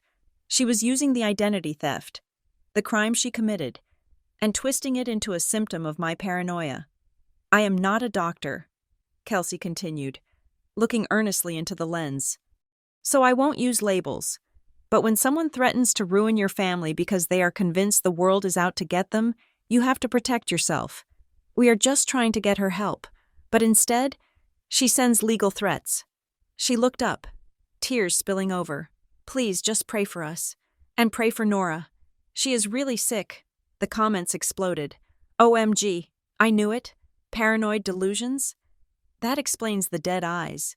So sad when family refuses help. Stay safe, Kelsey. Don't let her near you. I closed the laptop. I felt like I'd been punched in the gut. She hadn't named a diagnosis. She hadn't said schizophrenic or bipolar. She had kept it vague enough to avoid a defamation claim based on medical falsehoods, but specific enough to destroy my credibility. If I released the evidence now, people would just say it was part of my delusion. Look, she made a spreadsheet. She's obsessive. She had checkmated me. I couldn't sleep. The anger was a physical weight in my chest. I sat up at 3 a.m. I thought about what Diane had said in the cafe. We have a balloon payment on the mortgage. And then what she had said about the plan. We bring you back, quietly. Why did I have to leave for them to get the money? Why couldn't I be in the house while they refinanced? unless my presence prevented the refinance. I opened my laptop. I didn't go to Instagram. I went to the Briar Glen County Registry of Deeds. I searched Hayes Mark and Hayes Diane. The list populated: mortgage, 1995, refinance, 2008, refinance, 2015. And then, the most recent entry, quitclaim deed, January 20th. 4 days before the kickout, I clicked on the document. It was a transfer of ownership. Mark and Diane Hayes were transferring the property title to an entity called Hawthorne Ridge Holdings, LLC. I frowned. Why would they sign the house over to an LLC? I looked at the address of the LLC. It wasn't a bank. It was a suite number in an office park in Revere. I cross-referenced it with the address on the bottom of the cease and desist letter from Marlowe House Media. Suite 404. It was the same address. My heart hammered against my ribs. They hadn't just refinanced. They had signed the house over to the same people who managed Kelsey. But why kick me out? I scrolled down to the signature page. Mark signed, Diane signed, and then I saw it, a requirement for the transfer. Affidavit of occupancy. The document stated that the property was free of all tenants and occupants other than the grantors. If I was living there, if I had a valid tenancy, which I did. Thanks to the rent checks, they couldn't transfer the title without my signature or a formal eviction process. The lender, Hawthorne Ridge, wouldn't take the house if it had a sitting tenant with rights. They didn't kick me out for content. They kicked me out because the contract required the house to be empty of tenants by January 25th. The video was a smokescreen. It was a cover story to explain why I was suddenly gone, in case anyone asked. It was a way to monetize the eviction they needed to perform anyway. I sat back, the blue light of the screen illuminating the dark room. They had sold the house to Kelsey's management company, and they had thrown me away to close the deal. I wasn't just a victim of a prank, I was a victim of real estate fraud. And now, I had the document that proved it. The screen of my laptop glowed with the stark, blue light of the Registry of Deeds website. It was 2 a.m, and the silence in Tessa's apartment was heavy, broken only by the rhythmic breathing of her cat sleeping on the armchair. I had the deed on the screen. Hawthorne Ridge Holdings, LLC. It sounded pastoral. It sounded established. It sounded like a company that managed estates in the English countryside. But I knew better. In the corporate world, names like that were usually masks. I opened a new tab and searched for the business filing. Massachusetts Secretary of Commonwealth, Corporate Database. I typed in the name. The search wheel spun for a second, then populated the results. Hawthorne Ridge Holdings, LLC, Manager, Tyler Marlowe, Principal Office, 1200 Revere Beach Parkway, Suite 404, Revere, Massachusetts. I froze. I pulled up the cease and desist letter I had received 2 days ago. I looked at the footer, Marlowe House Media, 1200 Revere Beach Parkway, Suite 404, Revere, Massachusetts. They were the same company. I sat back, the plastic chair creaking under me, the implications washed over me like ice water. This wasn't just about Kelsey paying a management fee. This was vertical integration of the most predatory kind. Marlowe House Media didn't just manage influencers. They created an ecosystem of debt and dependency. They managed Kelsey's failing career, charging her fees she couldn't afford, driving her into debt. Then, when the family needed money to bail her out or keep the house afloat, the same people, under a different LLC, stepped in to help with a loan or a refinance. They were harvesting the family. First they took the dignity, then they took the house. I looked at the date on the deed transfer again, January 20th, 4 days before the kickout. The affidavit of occupancy required the house to be free of tenants. My parents hadn't just kicked me out for a viral video. They had kicked me out because they had signed a contract promising Hawthorne Ridge Holdings that the property was empty, if I was there, paying rent, with tenant rights. The deal wouldn't close, and if the deal didn't close, the money wouldn't flow. I felt a surge of nausea. It was so much colder than I had imagined. I wasn't a daughter to them anymore. I was a lien on the property. I was an obstacle to liquidity. The next morning, I woke up with a singular, diamond-hard purpose. I needed to get the rest of my things out of that house, not because I was retreating, but because I needed to salvage what was mine before Hawthorne Ridge changed the locks. I texted Diane, "I am coming to get the rest of my belongings. Today at noon, I will be bringing a witness. Do not try to stop me." Her reply was immediate, and I knew before I read it that Kelsey had dictated it. "You can come, but Kelsey needs to be present to ensure you do not damage any property or steal anything. We have been advised to document everything." Document, code for film. I turned to Tessa, who was drinking coffee and reading a paperback thriller. "I need a favor." I said, "I need you to come to the house with me, and I need you to be the most boring, bureaucratic witness in the history of the world." Tessa lowered her book. "I have a blazer," she said. "I will look like a court summons with legs." We pulled into the driveway at noon sharp. The house looked exactly the same as it had the night I left, but it felt entirely different. It didn't look like a home anymore. It looked like an asset. I saw the curtain in the living room twitch. They were waiting. Tessa and I walked up the steps. I didn't knock. I used my key. I half expected it not to work, for the locks to have been changed already, but the bolt slid back. We stepped into the foyer. Kelsey was waiting in the hallway. She had a new setup, 2 ring lights this time, creating a shadowless, angelic glow around her. She was holding her phone on a gimbal, a stabilizing device that made the movement smooth and cinematic. Mark stood behind her, arms crossed, looking miserable. Diane was nowhere to be seen. "State your names for the record," Kelsey said. She didn't say hello. She spoke to the phone, her voice dropping into that serious, documentary register she used for her serious videos. "I am not playing this game." "Kelsey," I said, walking past her toward the stairs. She pivoted, the gimbal whirring softly as it tracked me. "Note that the aggressor is refusing to identify herself." Kelsey narrated, "She is entering the premises with an unidentified associate." I stopped on the bottom step and turned around. Tessa stopped next to me. "I am Nora Hayes," I said, looking directly into the lens. "This is Tessa Vance. She is here as a witness to ensure that I can retrieve my personal property without harassment. If you continue to film me after I have expressly asked you not to, we will add it to the harassment file." Kelsey faltered. She looked at Mark. The script hadn't accounted for a witness who looked like a paralegal. "Let her get her stuff," Mark grunted. "Just get it done." "Nora." I walked up the stairs, my heart pounding in my throat. I went into my room. It had been tossed. My drawers were open. My closet was rifled through. They had been looking for something. Or maybe Kelsey had just done it to find props for a "look at how messy she is" video. I opened my backpack and started shoving clothes into it. I didn't fold anything. I just wanted out. Tessa stood in the doorway, her phone out, recording the floor. She wasn't filming faces, just the audio and the environment. I cleared the closet. I cleared the desk. Then I knelt down to reach under the bed.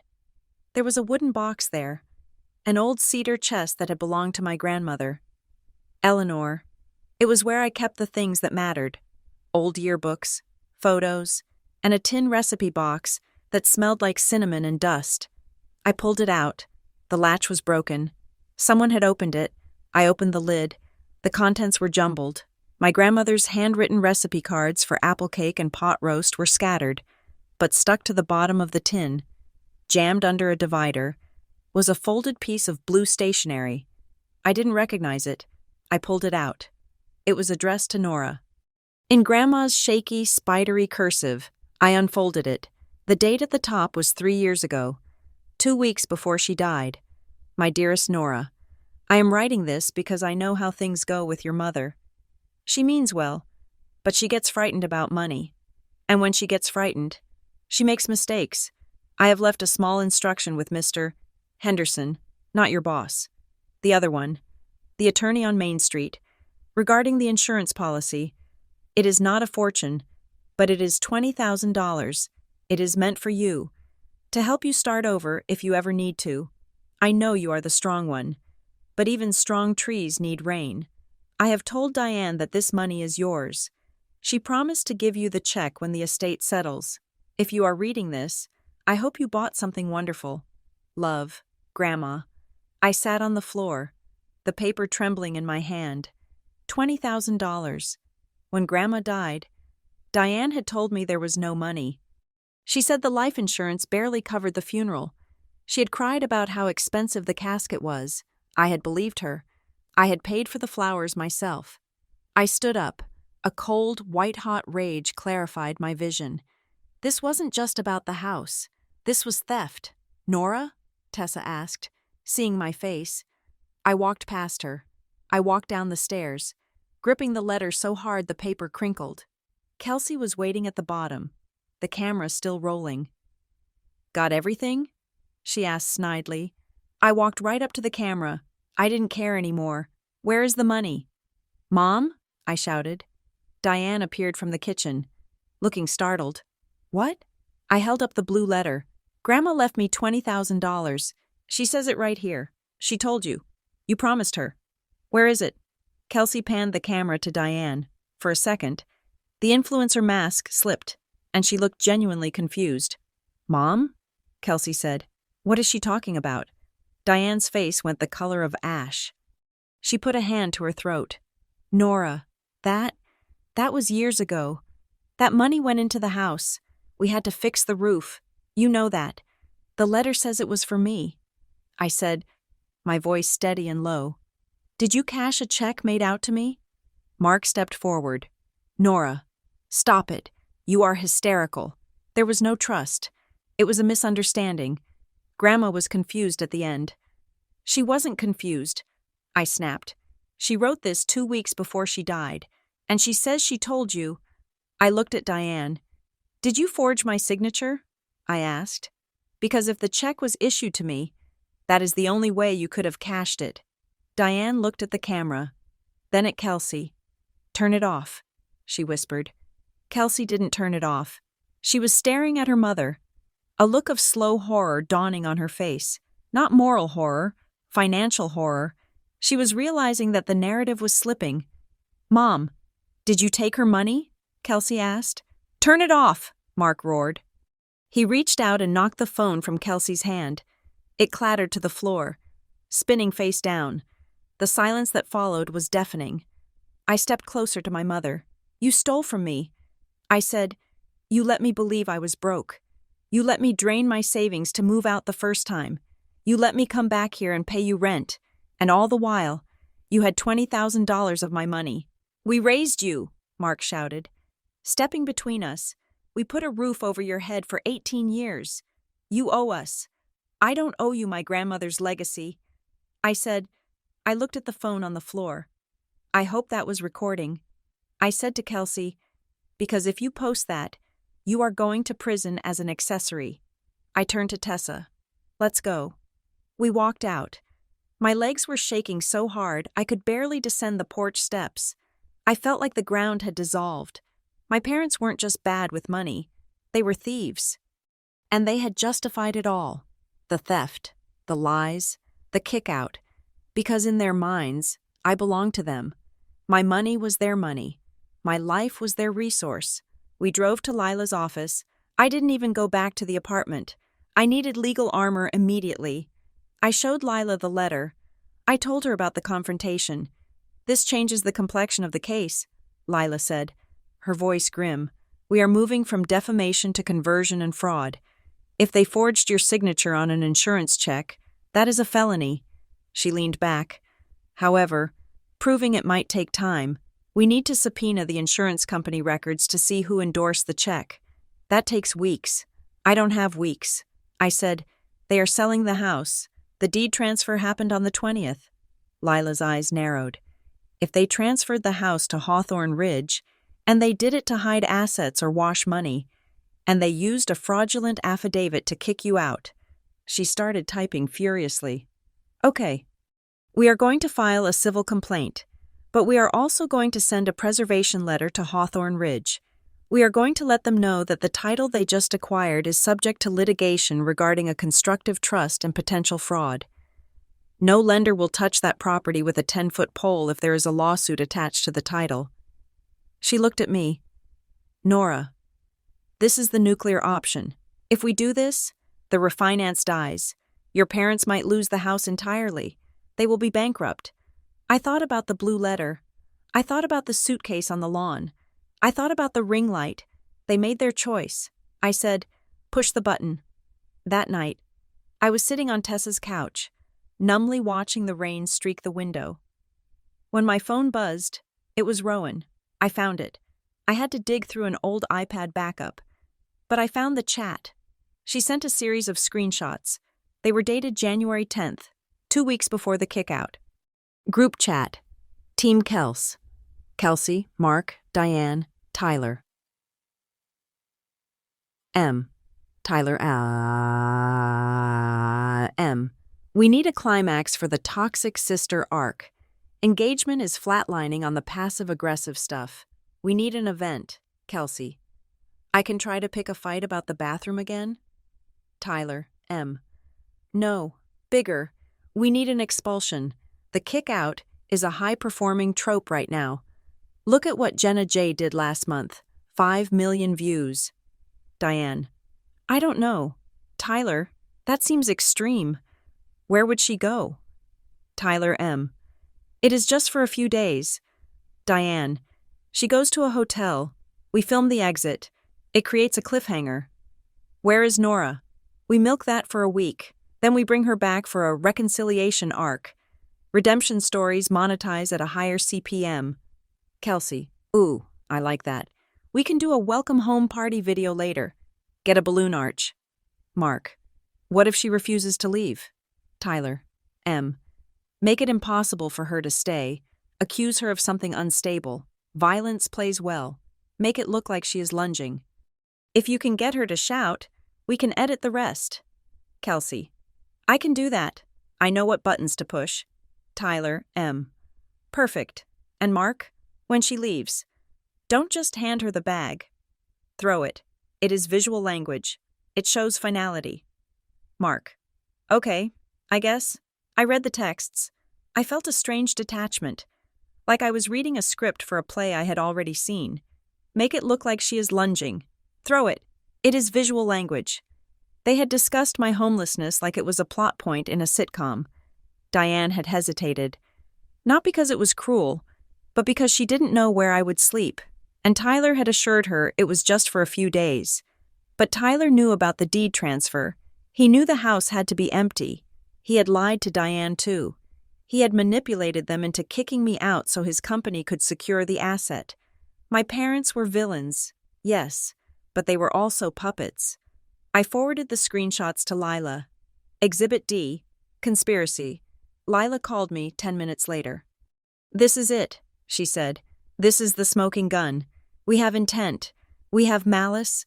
We have the choreography of the fraud. What do I do? We prepare the filing. She said, but Nora, there is something else. What? I got a call from a journalist. His name is Ben Cohen. He writes for the Boston Globe's digital vertical.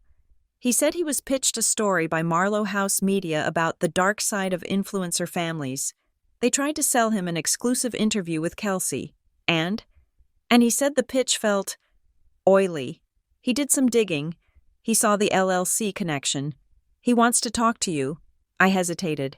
Lila had said to be a ghost. Lila sensed my hesitation. The strategy shifts now. Nora, we have the receipts. If Marlowe House is trying to get ahead of the story in the press, we need to cut them off. But you don't give an interview. You give a statement. Controlled, factual, deadly. Send him to me. I said. Ben Cohen called me at 10 the next morning. His voice was deep, tired, and sounded like he had spent too many years listening to people lie to him. Ms. Hayes, he said, thanks for taking the call. I have to be honest. Usually I delete these influencer pitches, but something about this one, the sheer volume of documentation they sent me about your instability, felt defensive. They sent you documentation? I asked. A dossier. Screen grabs of texts where you sound angry. Photos of a messy room. It felt curated. It was, I said, Mr. Cohen, I am not going to give you a sob story. I am going to send you a link to a Google Drive folder. Inside, you will find unedited metadata, bank statements proving rental payments, and a copy of a deed transfer showing that the management company representing my sister also owns my parents' house. There was a silence on the line. The sound of typing stopped. They own the house? Ben asked. Since January 20th, I said. I heard a low whistle. Okay, Ben said. That is not a family drama story. That is a predatory lending story. I am sending the link now. I said, I have one request. Name it. Don't paint me as a victim. I am not a victim. I am a whistleblower. I spent the rest of the day drafting my public statement. Lila edited it. We stripped out every adjective. We removed every trace of emotion. Statement regarding the video posted by The Toxic Truth on January 24th. 1. I was filmed without my consent in my private residence. 2. The video was edited to alter the chronology of events and imply violence where none occurred. 3. At no time did I refuse to pay rent. I have provided proof of 6 months of payments to my legal counsel. 4. The eviction was not a spontaneous family decision, but a pre-planned event coordinated by Marlowe House Media to satisfy the occupancy requirements of a real estate transfer. 5. I have initiated legal proceedings against all parties involved for defamation, fraud, and unlawful eviction. I will not be commenting further. The evidence has been provided to the relevant authorities and press outlets. Nora Hayes. I didn't post it yet. Lila wanted to file the court papers first. We wanted the lawsuit to be public record the moment the statement dropped. The sun was setting on the 4th day of my exile. The sky was a bruised purple. My phone rang. It was Diane. I looked at the screen. I debated letting it go to voicemail, but a part of me, the part that was still the daughter who bought the world's okayest mom mug, needed to hear her voice. I answered, Hello? Nora? Diane sounded wrecked. Her voice was thick with tears. Nora, please, you have to stop. Stop what? Mom? Mark got an email from the bank, or from the LLC. They said there is a legal hold on the title. They said the refinance is frozen. Good. I said, Nora, we need that money. Mark is going to lose the store. We have payroll to meet. If that deal doesn't go through, we lose everything. You should have thought of that before you stole my inheritance. I said, we didn't steal it. We borrowed it. We were going to pay you back. Diane sobbed. A jagged, ugly sound. We are a family. Nora, families forgive. Please, just tell the lawyers to stop. Tell them it was a mistake. Come home. We can fix up the guest room for you. Kelsey is sorry. She is so sorry. I listened to her cry. For a moment, I wavered. It was my mother. She sounded broken. But then, in the background, faint but distinct, I heard a whisper. Ask her about the lawsuit. Get her to say she will drop it. It was Kelsey. She wasn't sorry. She was directing the scene. Diane continued. Unaware I had heard. Nora? Are you there? Please, honey, just say you will drop it. For Daddy? The manipulation was so clumsy, so desperate. For Daddy, the man who had thrown my suitcase, the man who had called me a moocher while spending my grandmother's money. I felt the last thread of attachment snap. It wasn't a loud noise. It was a quiet release. Mom, I said. Yes, she said, hope rising in her voice. Tell Kelsey her whisper is too loud. She needs to work on her audio levels. There was a gasp, then a shuffle. I hung up. I looked at Tessa. They are recording the phone calls now. I said. Tessa shook her head. They don't know when to stop. No, I said, they don't. That is why we have to stop them. I opened my laptop. I messaged Ben Cohen. Go ahead. Run the story? Then I messaged Lila. File it. I walked to the window and looked out at the street. I wasn't afraid of the dark anymore. I knew exactly what was out there, and for the first time in a week, I knew exactly who I was. I wasn't the sister. I wasn't the daughter. I was the plaintiff. The forensic accounting of my parents' ruin was a slow, grim peel. It took 3 days for the full picture to emerge, pieced together by Lila's paralegal and the public records Ben Cohen, the journalist, had accessed. I sat at Tessa's kitchen table, the documents spread out like an autopsy. Mark's hardware store, the one he had managed for 20 years and bought into 10 years ago, had been dead for 18 months. The big box retailer on the highway had strangled it, but Mark had refused to close. Instead, he had poured personal savings into it. Then credit cards, then a home equity line of credit. Diane had been juggling. That was the only word for it. She had 5 credit cards maxed out to the limit. She was using cash advances from one to pay the minimums on another. It was a classic, tragic American story of middle-class suffocation. Until it wasn't. Until they met Tyler Marlowe. I looked at the timeline. The debts had spiraled out of control in October. That was when Kelsey had moved back home. That was when the investment in her career began. They saw her not as a daughter, but as a startup. If she could just hit the algorithmic lottery, the brand deals would pay off the cards, save the store, and clear the mortgage. I was the collateral damage. I was the person standing in the way of the payout. My phone buzzed. It was an alert from the credit monitoring service I had signed up for after the loan attempt. New alert, inquiry blocked. I opened the app. Someone had tried to open a store credit card at a high-end electronics retailer using my social security number and my old address, the one I had moved out of 6 months ago. They were trying to use the old address so the bills wouldn't come to the house, so I wouldn't see them. It wasn't just a loan for Bridge Capital anymore. It was looting. They were trying to strip mine my credit score before the ship went down. I called the police station in Briar Glen. I filed an official identity theft report. The officer on the phone sounded bored until I gave him the specific details of the suspects. "The suspects are my parents and my sister," I said, my voice flat. There was a pause on the line. "Are you sure you want to proceed?" "Ma'am, that is a felony charge. I'm looking at the inquiry." "Officer, proceed." I hung up. My hands weren't shaking this time. I felt a cold, calcified hardness in my chest. They had broken the social contract of family long before I called the police. I was just filing the paperwork. Ben Cohen sent me a secure upload link at noon. "I am running the piece on Sunday." He wrote, "I need everything you have by 5 today. Verify everything. If it is not in writing, it doesn't exist." I spent the afternoon assembling the packet. It was the most important project of my career. Folder 1. The money. I included the PDFs of the 6 cashed and uncashed rent checks. I included the screenshot of the bank transfer I had sent Diane for groceries in December. I included the text message where Diane thanked me for the contribution to the heating bill. Narrative. Tenant was in good standing.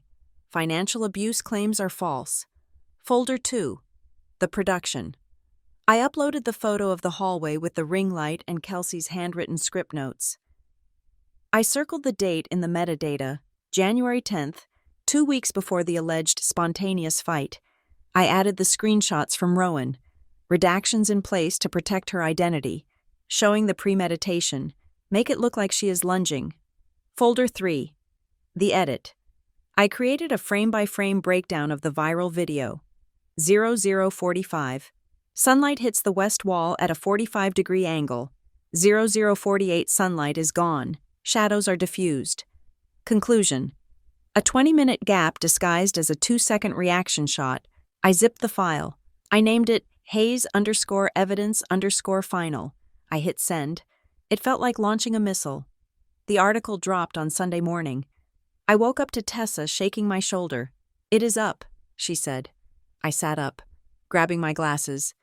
Tessa handed me her tablet. The headline was not what I expected. It wasn't about me. The Reality Trap.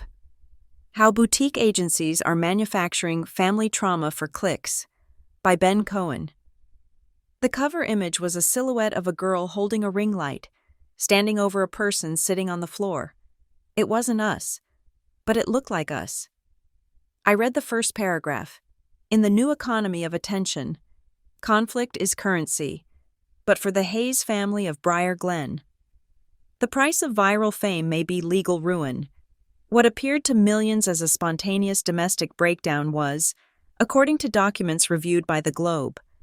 A carefully orchestrated production designed to liquidate a family asset and conceal a complex web of debt. He didn't paint me as a saint. He painted me as a whistleblower. He laid out the timeline, the formation of Hawthorne Ridge Holdings, the deed transfer, the script notes. He quoted a legal expert who dismantled the concept of the kick-out video, calling it a digitized form of constructive eviction. I scrolled to the comments section. Usually a cesspool. But today, the tide had turned.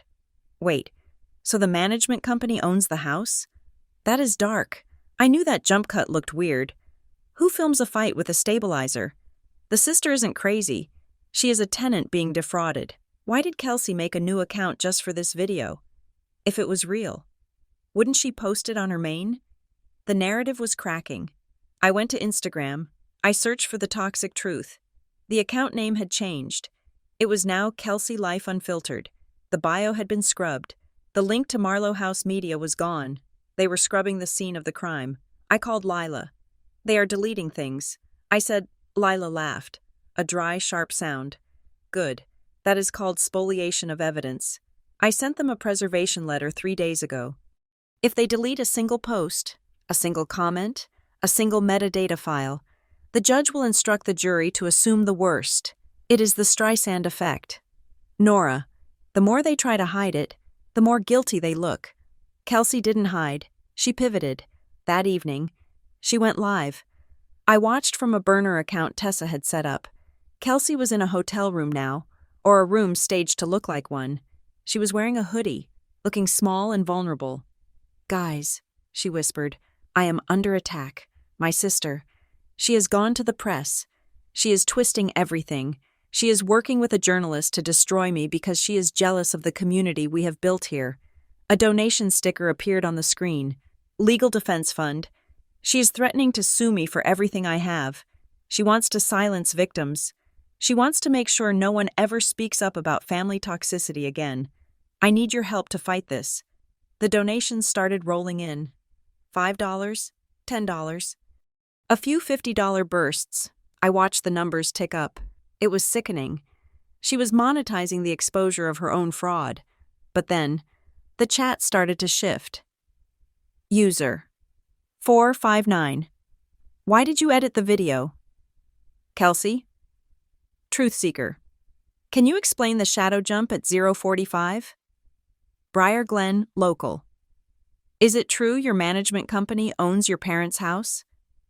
Kelsey's eyes darted to the comments. She tried to ignore them. I'm just trying to speak my truth, she stammered. The haters are they are bots. My sister probably hired bots. User 88. Why does the Globe article have screenshots of you scripting the fight? Justice for Nora. Show us the unedited clip. If she was violent, show the raw footage. Kelsey's hand went to her hair. She pulled at a strand. A nervous tic I remembered from childhood. I can't show the raw footage, she said, her voice rising. It is too traumatic, and my lawyer said I can't. User 99. You just said you need money for lawyers. Do you have them or not? She ended the live stream abruptly. The screen went black. I sat back. The court of public opinion was a fickle beast, but it had a nose for inconsistency. Ben Cohen's article had given them a roadmap, and now they were dissecting her performance in real time. The next day, Diane texted me, "Meet me, please, not at a cafe, the park by the river, alone." I debated not going. I had the recording from the last time. I had the upper hand. But there was a persistent, aching curiosity. I needed to hear her say it. Not the lie about the bridge capital, but the real reason. I drove to the river. I parked my car facing out, ready to leave. I checked the dash cam Tessa had installed. It was blinking red. Recording.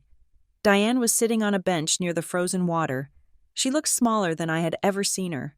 The coat she wore was the expensive one she had bought 2 years ago, back when Mark's store was still pretending to be solvent. I walked over but didn't sit. I stood 6 feet away. "What do you want, Mom?" Diane didn't look up. She was staring at the gray ice. "They are going to foreclose," she said softly. "Who?" Hawthorne Ridge. Tyler. He called Mark this morning. He said the negative press is a breach of contract.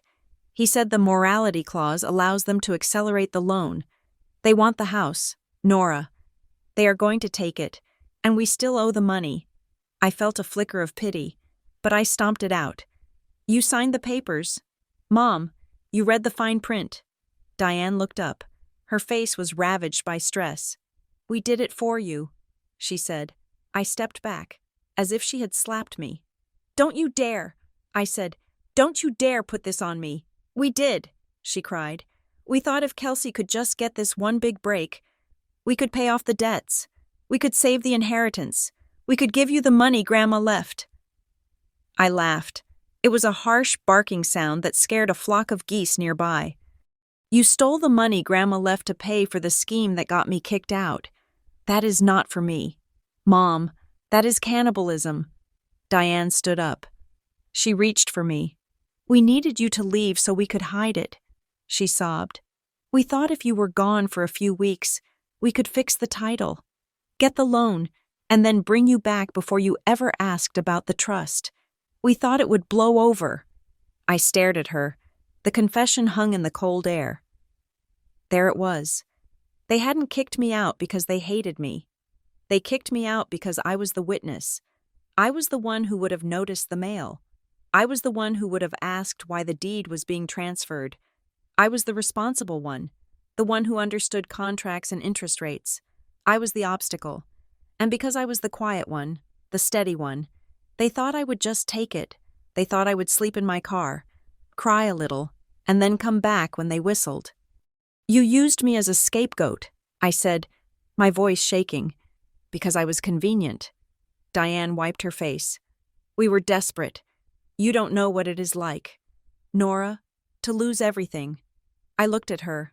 I looked at the woman who had taught me to tie my shoes, who had made me soup when I was sick, and I saw a stranger who would sell me to a stranger for a lower interest rate. I know exactly what it is like to lose everything. Mom. I said, you taught me last week. I turned around. Nora, Diane called out. Nora, help us. You can stop the lawsuit. You can tell them it was a misunderstanding. I kept walking. I can't help you. I said without looking back, I have to go to work. I went straight to Lila's office. I want the injunction. I said. Lila looked up from her computer. She saw the set of my jaw. She didn't ask if I was sure. We are filing for a temporary restraining order and a preliminary injunction, she said. We are asking the court to freeze the assets of Marlowe House Media, including the property at 42 Elm Street, your parents' house, pending the outcome of the fraud trial. Do it, I said, and, Lila added, sliding a document across the desk. We need this. It was a sworn declaration. I, Nora Hayes, declare under penalty of perjury. I sat down and picked up the pen. I wrote about the ring light. I wrote about the rent checks. I wrote about the trust letter. I wrote about the conversation by the river where my mother admitted the kick-out was a diversionary tactic. I signed it. Lila took the paper. This goes to the judge tomorrow morning. Once it is filed, it is a public record. The press will pick it up. The internet will pick it up.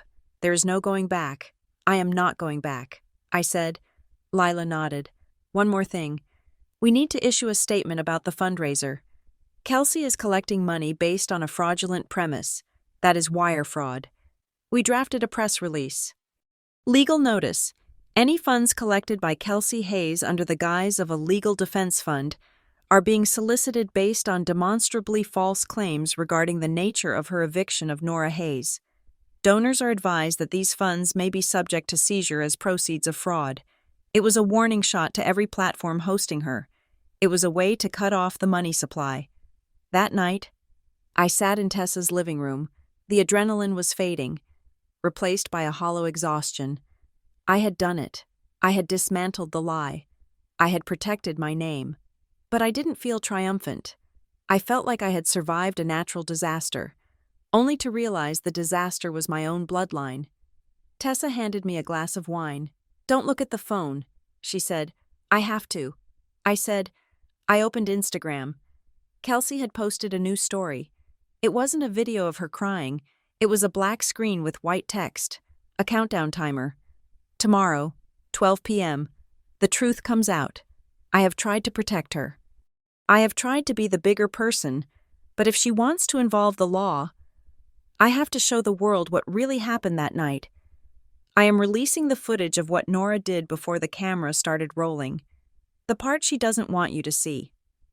The real story. Truth. I stared at the timer ticking down. 14 hours, 32 minutes. Tessa looked over my shoulder. "What is she talking about?" Tessa asked, sounding worried. "Did you do something? Did you scream? Did you throw something?" I closed my eyes. I thought back to that night. I played every second in my mind. I had come home. I had seen the ring light. I had seen the undeposited checks. I had confronted them. I hadn't screamed until they accused me of mooching. I hadn't thrown anything. But I remembered something else. I remembered the moment before the fight started. I remembered walking into the kitchen and seeing Kelsey adjusting the phone on the shelf. I remembered what I had said to her when I thought we were just sisters, before I knew the camera was on. I looked at the countdown. "She is bluffing," I whispered, "or she manipulated something else." Tessa said, "Deepfake? AI audio?" "Maybe," I said, but as I watched the seconds tick away, a strange calm settled over me. Let her try. I reached into my bag and pulled out the flash drive Lila had given me, the one containing the full forensic download of my cloud backup, which included the automatic audio backup from my smartwatch. I wore an Apple Watch. It had a noise app. It triggered when decibel levels spiked. I had checked it yesterday. It had recorded the fight. It had recorded the silence before the fight. It had recorded Kelsey whispering to Mark, "Wait until she puts her bag down, then start the line." She was going to release a fake prequel, and I was going to release the director's commentary. I looked at the screen. "Do it," I whispered. I was ready. Because I had something she didn't expect. I had the truth, and for the first time in my life, I wasn't afraid to use it as a weapon. The countdown on Kelsey's Instagram story ticked toward 0. It was 11:55 in the morning. I sat at Tessa's dining table, my hands resting on the cool laminate surface. The winter sun was harsh against the window, illuminating the dust motes dancing in the air. I was not refreshing Kelsey's page. I was looking at my own draft folder. Lila had advised me to wait, to let Kelsey strike first and then counter. But I knew how the internet worked. The first story is the truth. Everything else is a defense. If Kelsey dropped a video of me screaming, even if it was out of context, even if it was from 3 years ago, the image would stick. I would be the crazy sister forever. I could not let her frame the narrative again. I looked at the post I had prepared. It was not a video. It was a single image. A black square with the date and time of the kick-out stamped in white text. The caption was a link to a Google Drive folder hosted by Lila's firm. The folder contained no rants. It contained the forensic timeline. It contained the rental agreement. It contained the copy of the deed transfer showing Hawthorne Ridge Holdings owned the house. It contained the sworn affidavits. I checked the time. 11:56. I am posting it. I said to Tessa. Tessa looked up from her laptop. Now? Before she drops the bomb? I am defusing the bomb. I said. I hit share. The post went live. I didn't wait for likes. I switched tabs to the journalist Ben Cohen's Twitter feed. He was ready. 1 minute later, he retweeted my post with a comment. For those following the Hayes saga, here's the documentation regarding the property transfer and the alleged staging of the viral incident. Then, the clock hit noon. Kelsey's account updated. The truth exposed. It was a video. The thumbnail was my face, red and contorted, mouth open in a scream. I pressed play. The video was shaky, filmed from a low angle, as if the phone was hidden in a pocket. In the clip, I was standing in the kitchen, shouting, "You are a liar. You ruin everything you touch. I hate you." The audio was blown out, distorted. I looked deranged. I was waving a spatula. The video cut to black. Text appeared. This is the Nora you don't see. This was 10 minutes before she was asked to leave. I watched it twice. My heart hammered against my ribs. A frantic bird trapped in a cage. It looked bad. It looked violent. But then I looked closer. In the video, I was wearing a thick blue cable knit sweater. On the night of the kickout, the night shown in the original viral clip, I was wearing my work clothes, a gray cardigan and a black blouse. I looked at the background. Through the kitchen window behind me, the trees were green, full, lush leaves pressing against the glass. It was January. The trees outside were bare skeletons. She had used a video from last summer. It was from July. The day I found out she had borrowed my car without asking and scraped the side of it against a pylon. I had screamed. I had been furious. But it wasn't the night of the kickout. I turned to Tessa. "Look at the trees." Tessa squinted. "They are green. It is July." I said, "That video is 6 months old. I didn't have to point it out. The internet, a hive mind of millions of bored and cynical detectives, was already on it." I refreshed the comments on Kelsey's post. User 44. Wait. In the first video, Nora is wearing gray. Here she is wearing blue. Did she change clothes in 10 minutes? Detective X. Look at the window. Those are leaves. It is winter in Massachusetts. There are no leaves. Truth hurts. This is old footage. She is trying to pass off a summer fight as the reason for a winter eviction. Ben Cohen. The metadata on the original clip confirms the date as January 24th. The foliage in this new clip is inconsistent with the season. The hashtag began to flip. Nora is crazy stopped trending. Kelsey lied began to climb. Then, the dam broke. A TikTok creator with 3 million followers stitched Kelsey's video. She paused it on the frame showing the green trees. "Honey," the creator said, looking over her glasses, "if you are going to frame your sister, check the continuity. This is lazy writing." Another creator, a young woman who did makeup tutorials, posted a video titled, "My Experience with Marlowe House." I wasn't going to say anything, she whispered, wiping mascara from under her eyes. But seeing what they are doing to Nora, I have to speak. Tyler Marlowe approached me last year. He told me my engagement was low because my life was too boring. He sent me a script. He wanted me to accuse my boyfriend of cheating on a live stream. When I refused, he sent me a bill for consulting fees. This is what they do. Screenshots started flooding Twitter. Emails from Marlowe House pitching family conflict stories, price sheets for viral narrative packages. It was an avalanche. Kelsey's follower count, which had spiked to 2 million, began to freefall. She lost 10,000 followers in an hour, then 20,000. The platforms noticed. Instagram removed the original kick-out video, citing a violation of their bullying and harassment policy. The Legal Defense Fund link was disabled for suspicious activity. I sat there, watching the digital empire crumble. I should have felt triumphant. I should have felt vindicated. Instead, I just felt tired. My phone rang at 4 o'clock. It was Mark. I let it go to voicemail. He called again. Then Diane called. I texted Lila. "They are calling." Lila replied, "Do not answer. We have a mediation session scheduled for tomorrow at 10. Save it for the room." But they didn't stop. Finally, a text came through from Mark. "Nora, please, we need to talk. The bank is pulling the loan. Tyler is not answering our calls. We are going to lose the house. Just come over. We can work this out. Your room is ready. My room is ready." He still didn't get it. He thought this was about a room. He thought if he gave me back my 10 by 12 square of carpet, I would retract the affidavits, call off the lawyers, and save them from the consequences of their own greed. I typed back one word: tomorrow. The mediator's office was in the basement of the courthouse, a room that smelled of stale coffee and floor wax. It was neutral ground, but it felt like a bunker. I arrived with Lila.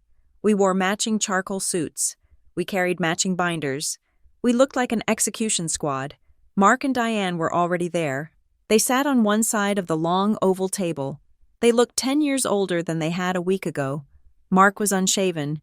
Diane was trembling, her hands clasping and unclasping a tissue. Kelsey sat between them. She was wearing sunglasses indoors. She had her arms crossed, her chin jutting out in a posture of defiance that looked fragile, like spun sugar. The mediator, a retired judge named Mr. Henderson, no relation to my boss, cleared his throat. "We are here to discuss the civil complaint filed by Ms. Hayes regarding the property at 42 Elm Street and the associated claims of defamation and conversion," he said. Mark spoke first. He leaned across the table. "Nora," he said, his voice raspy, "this has to stop. You are destroying us." I looked at him. "I am not doing anything, Dad. I am just telling the truth."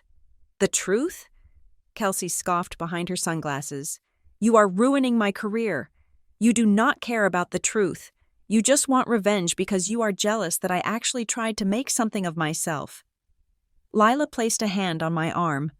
Silencing me, "Let us look at the facts," Lila said calmly. "My client was evicted under false pretenses to facilitate a fraudulent transfer of deed. We have the documents.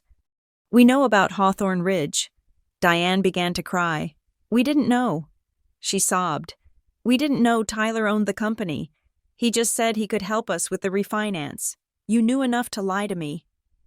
I said, "You knew enough to kick me out because the paperwork required an empty house.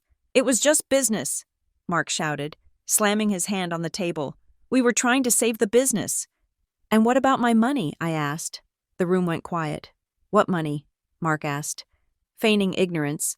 "The trust." I said, "Grandma's trust." Mark rolled his eyes. "Nora, we told you. There was no trust. She was old. She was confused." I opened my binder. I pulled out a document I had received only that morning. Lila had worked a miracle with the insurance company, expediting the subpoena response by threatening a bad faith claim. I slid the paper across the table. It was a copy of a cashed check, dated 3 years ago, paid to the order of Nora Hayes. Amount, $20,000. Endorsed by Nora Hayes. But the signature on the back wasn't mine. It was looped, shaky, trying too hard to look like mine. "That is not my signature," I said. Diane stopped crying. She stared at the check. "I hired a handwriting expert," Lila said. "He is prepared to testify that the signature matches the handwriting on samples provided by Diane Hayes. Specifically, the grocery lists and birthday cards we submitted for comparison." I looked at my mother. "You forged my name." I said, "You took the money Grandma left me to start a new life, and you put it into the store, or into Kelsey's camera equipment." Diane looked down. Her voice was a whisper. "We needed it. It wasn't yours to need," I yelled. The sound cracked the polite atmosphere of the room. It was the first time I had raised my voice in 10 years. I took a breath. "And the rent," I said. I pulled out the copies of the undeposited checks. "You told everyone I was a moocher. You told the world I refused to pay. But you held these checks. You framed me." Kelsey stood up. She ripped off her sunglasses. Her eyes were red, wild. "So what?" she screamed. "So what if we did? You have a job. You are boring. You are fine. I needed this. Nora, I needed to make it." She pointed a shaking finger at me. "Do you know how hard it is? Do you know how much pressure I'm under? Tyler said if I didn't hit 2 million views, he was dropping me. He said he would call the loan on the house. I had to do it." She was breathing hard, chest heaving. "I had to make it look real," she shouted. "Because you are so stiff. You wouldn't give me the reaction I needed unless I actually hurt you. So I hurt you. It was a production choice." The admission hung in the air. It was a production choice. The mediator stopped writing. Lila looked at me. Mark put his head in his hands. Diane looked at Kelsey with horror, as if seeing her for the first time. "You admitted it," I said softly. Kelsey looked around the room, realizing what she had done. She slumped back into her chair. "It doesn't matter," she muttered. "It is over anyway. Tyler canceled the contract this morning. The house is gone." She looked at me with pure hatred. "Are you happy?" "Nora, you won. We are homeless." I looked at them. My father, the failed businessman who stole from his daughter. My mother. the enabler who forged my name, my sister, who turned my pain into content. No, I said, I am not happy. I stood up. I closed my binder.